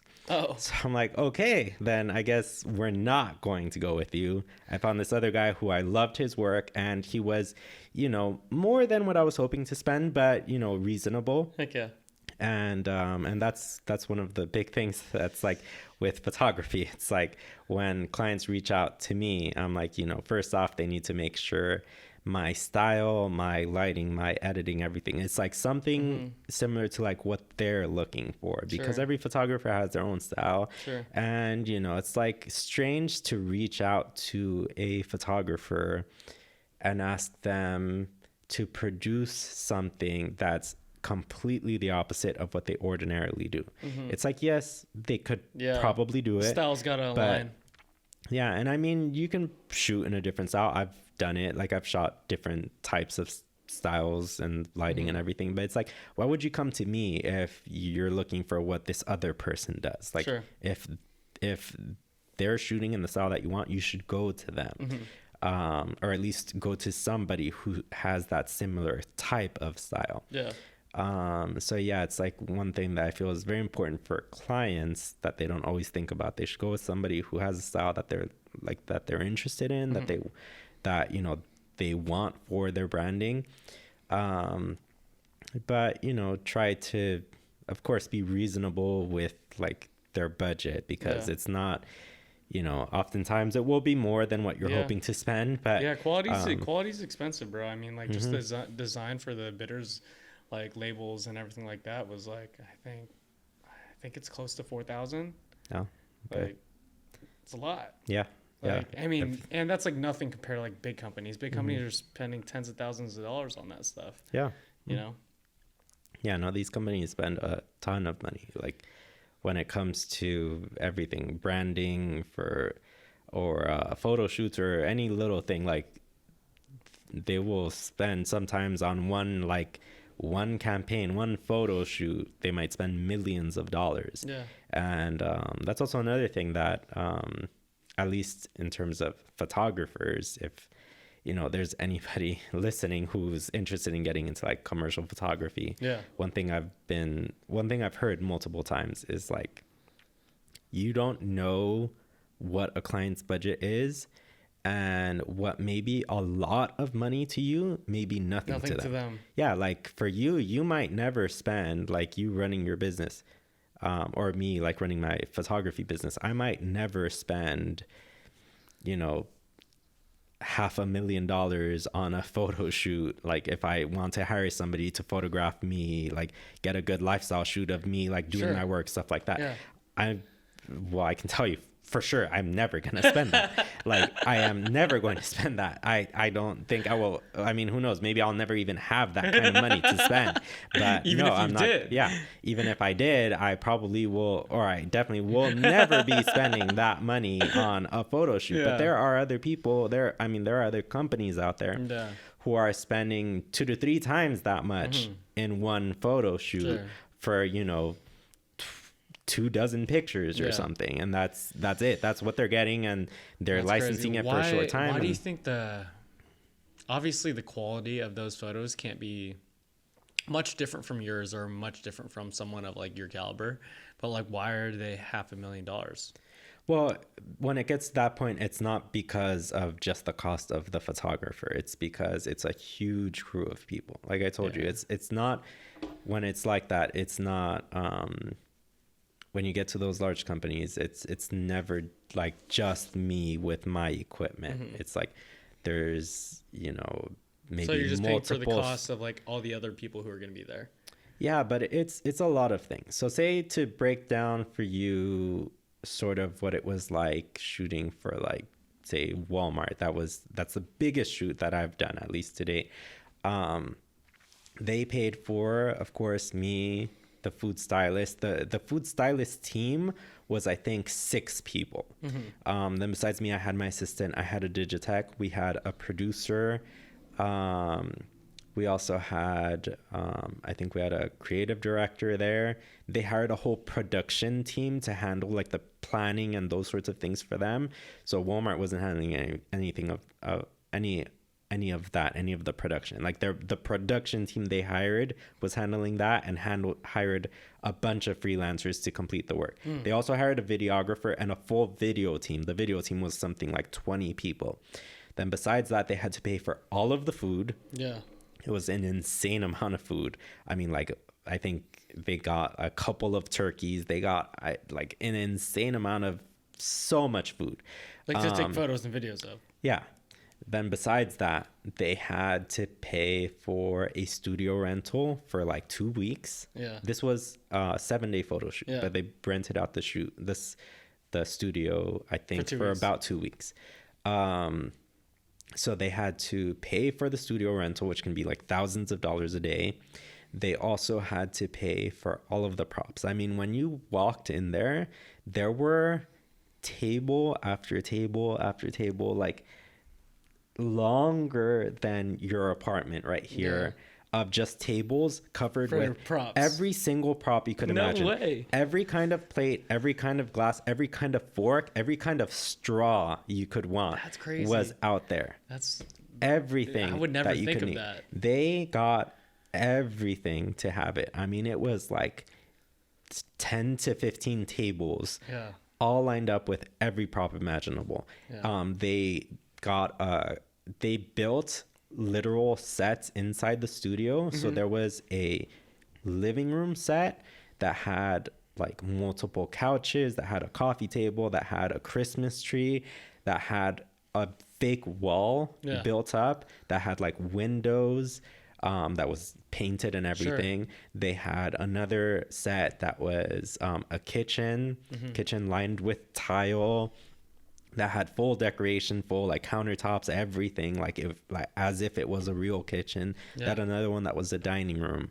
They had a ton of like fake trees. They had, I mean, everything imaginable was within that studio set. So I mean, when people are paying this kind of money, it's not like, you know, they're paying $500,000 and I'm getting 50% of it. Like, no, it is paying for all the time, all the labor, all the crew. Like, it is a lot of people. That's more and as the photographer or as the videographer, you do get more than most other people, but definitely you're not getting like all that money. Like there's a lot of stuff. I talked to one art director recently that he and I were talking about just the cost of overall like productions and working for companies. And he said that, you know, sometimes people contact him, sometimes businesses contact him and are looking to do like a huge production, and they will ask him, okay, how much is it going to cost for this? And when he tries to find out what their budget is, they say that their budget is about $50,000. I mean, if somebody came to me and said that their budget was $50,000, I would be excited about it. He said that people go to him. I'm getting my whole team. Yeah, I get to have a full team of people. Like, anything you want, I'm going to get it done. He said that people will come to him. They're like, our budget is $50,000. He's like, well, that's going to cover the cost of lumber for your project. Oh, God. Like, literally, that's it. It's not going to cover any of the crew. It's not going to cover any time for anything. It's $50,000 is going to go for the lumber. Wow. That's it. And yeah, I mean, these types of projects, they are expensive. Like, that's if crazy. You're trying to do, I mean, for you, fortunately, you did have a nice bar top. Yeah. You already had the alcohol, so that was good. I mean, you know, we worked with what you had. I did the math for it. Like, I definitely have a couple $1,000s worth of alcohol here. It definitely took like 5-6 years to like come together. But similar to your photography equipment, like you don't buy everything all at once. But you know, we worked with what you had in terms of alcohol. We used some of your props, and then we also used some of what I had, some of what I brought. The jigger, your jigger was cool. I would never use that in a practical bar setting at all. But it's very photogenic. Aesthetically, it looked pretty cool. Yeah, I bought it right before our shoot because I really liked how that one looked. And yeah, you know, when it's that's sort of the thing. It's like when I'm working with a smaller client, I try to be reasonable with them, to work with, you know, what their needs are. I provide a lot of props for them. I give them a lot of guidance. I help them out with a lot of, you know, what they need. But ultimately, when it comes down to it, you know, my rates are my rates. I'm not going to do a project for 25% of my rate because that's what your budget is. Sure. It's like if you're looking to, you know, if your budget is that low and you're really not capable of like increasing what you're willing to invest in a photo shoot, then, you know, just either we need to like drastically drop what you're asking for. Like if they're asking for so many images that's going to take 3 days, like we might need to drop it down to like a half a day because that's all they can afford. Or, you know, they might need to go with somebody else because I'm not necessarily in everybody's price range, like in everybody's budget. Well, also you're shooting for a certain clientele too, because like you want to hold yourself to a certain standard. Right? And I can't like provide the same quality when somebody's like, you know, short on time and money. If somebody's that short when it comes to like their budget, it's just unrealistic. I'm not able to provide that level of work for what they can pay. And there's like industry standards for pricing and everything as well too. You kind of got to know what your like, I guess, quote unquote competition is, stuff like that. But hey, dude, we've been going for 3 hours. Oh man, isn't that crazy? Yeah. I was wondering. I didn't think it had been that long. I thought we were at about 2 hours. No, we're pushing 3. Yeah, let's call it quits, dude. I think that was solid. Where can everyone find you? Where can everyone book you if they need, like, is it just like food and cocktail photography? Like, that's very niche. Like, is that it? Primarily, yes. You know, people contact me here and there for other types of shoots, and I'll work with them if you know they're really interested in working with me. They have some sort of a product or something. I'll be willing to work with them. I just won't promote it on my own content because my portfolio, my Instagram, everything is food focused. That's the main focus of my business. I'm not going to start posting other like random types of items, but I am willing to work with people of like other types of businesses if they're looking to do a photo shoot and, you know, they have the budget to hire me for a project. But yeah, everybody can find me on like Instagram. It's my business name, R Mora Photography. That's R period, right? Yeah, R period MORA Photography, or my website rmoraphotography.com. That's all together.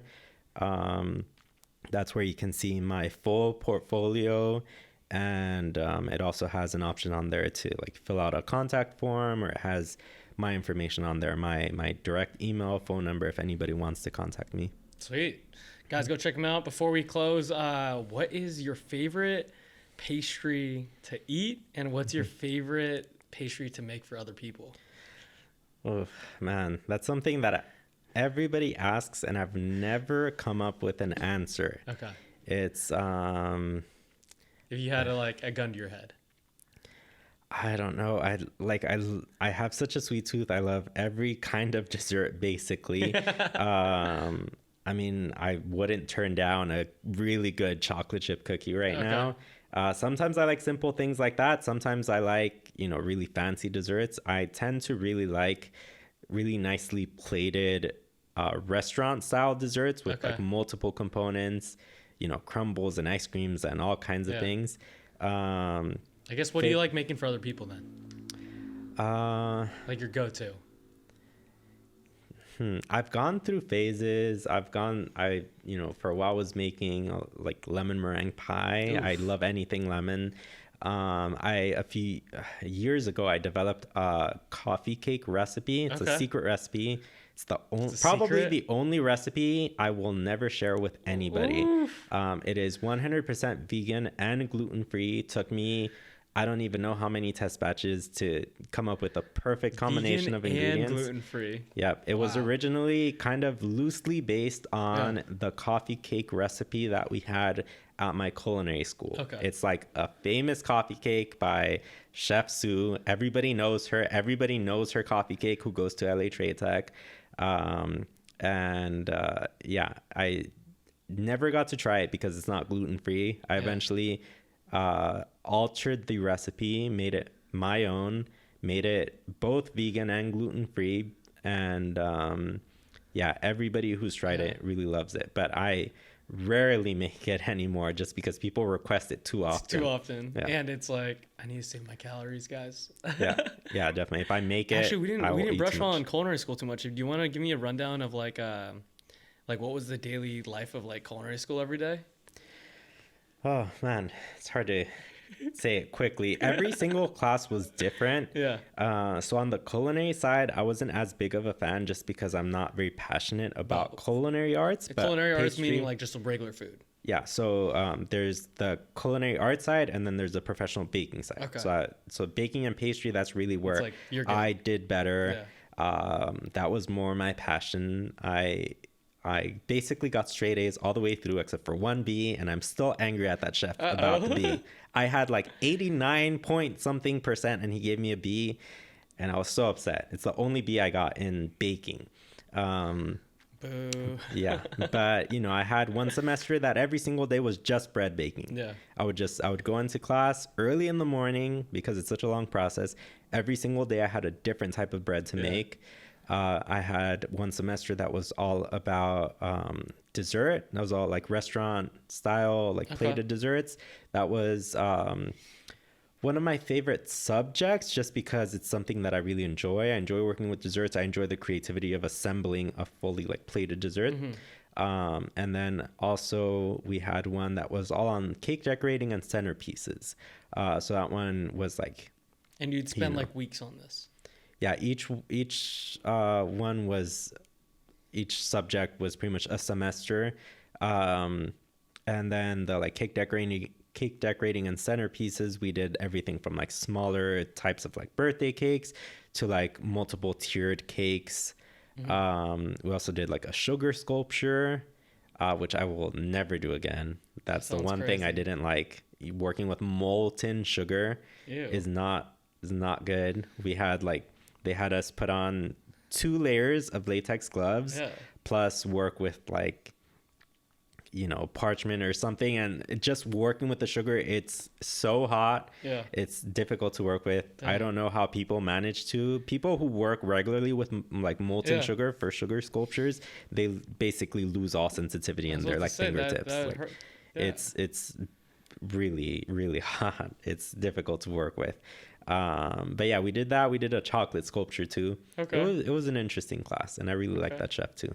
That's super cool because like I don't know too many people who didn't go the traditional route of just like normal school, and like just understanding a little bit of the aspects of like going to, I guess like I know a couple friends who went to like art schools. Like I know one friend who is in culinary school right now, and like it's so interesting that you could literally learn anything and do anything and figure out how to like monetize it into like a different job than what like society tells you, you know?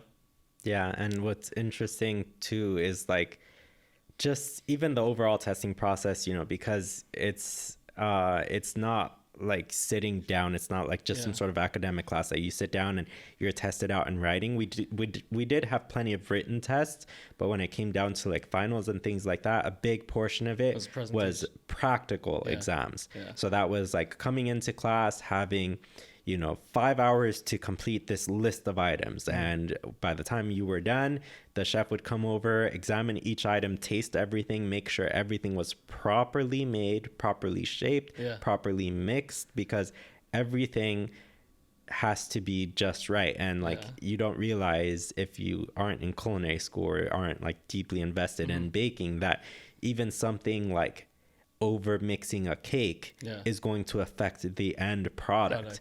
And so when a chef cuts into your cake that you made, they're going to know if you mixed it for way too long.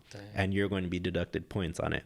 That's all kinds of things like that. But yeah, we had practical exams. We had one that I found probably the most interesting. We had to pick out any form of art that we liked. And make a full plated dessert as inspired by that art piece. So it could be some kind of architecture. It could even be something in nature.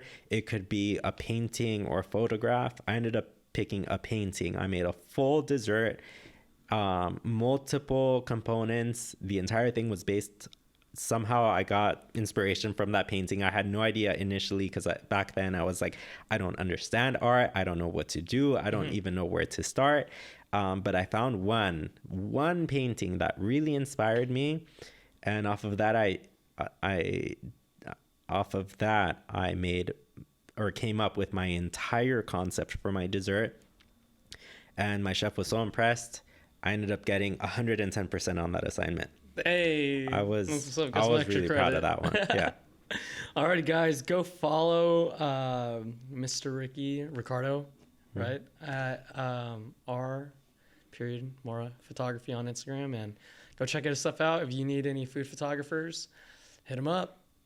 Thanks for coming, dude. Look forward to working with you in the future, and thanks for coming on the podcast. Yeah, let me know when you're ready for your next photo shoot. Yes, sir. All right, see you guys. Have a good one. Bye.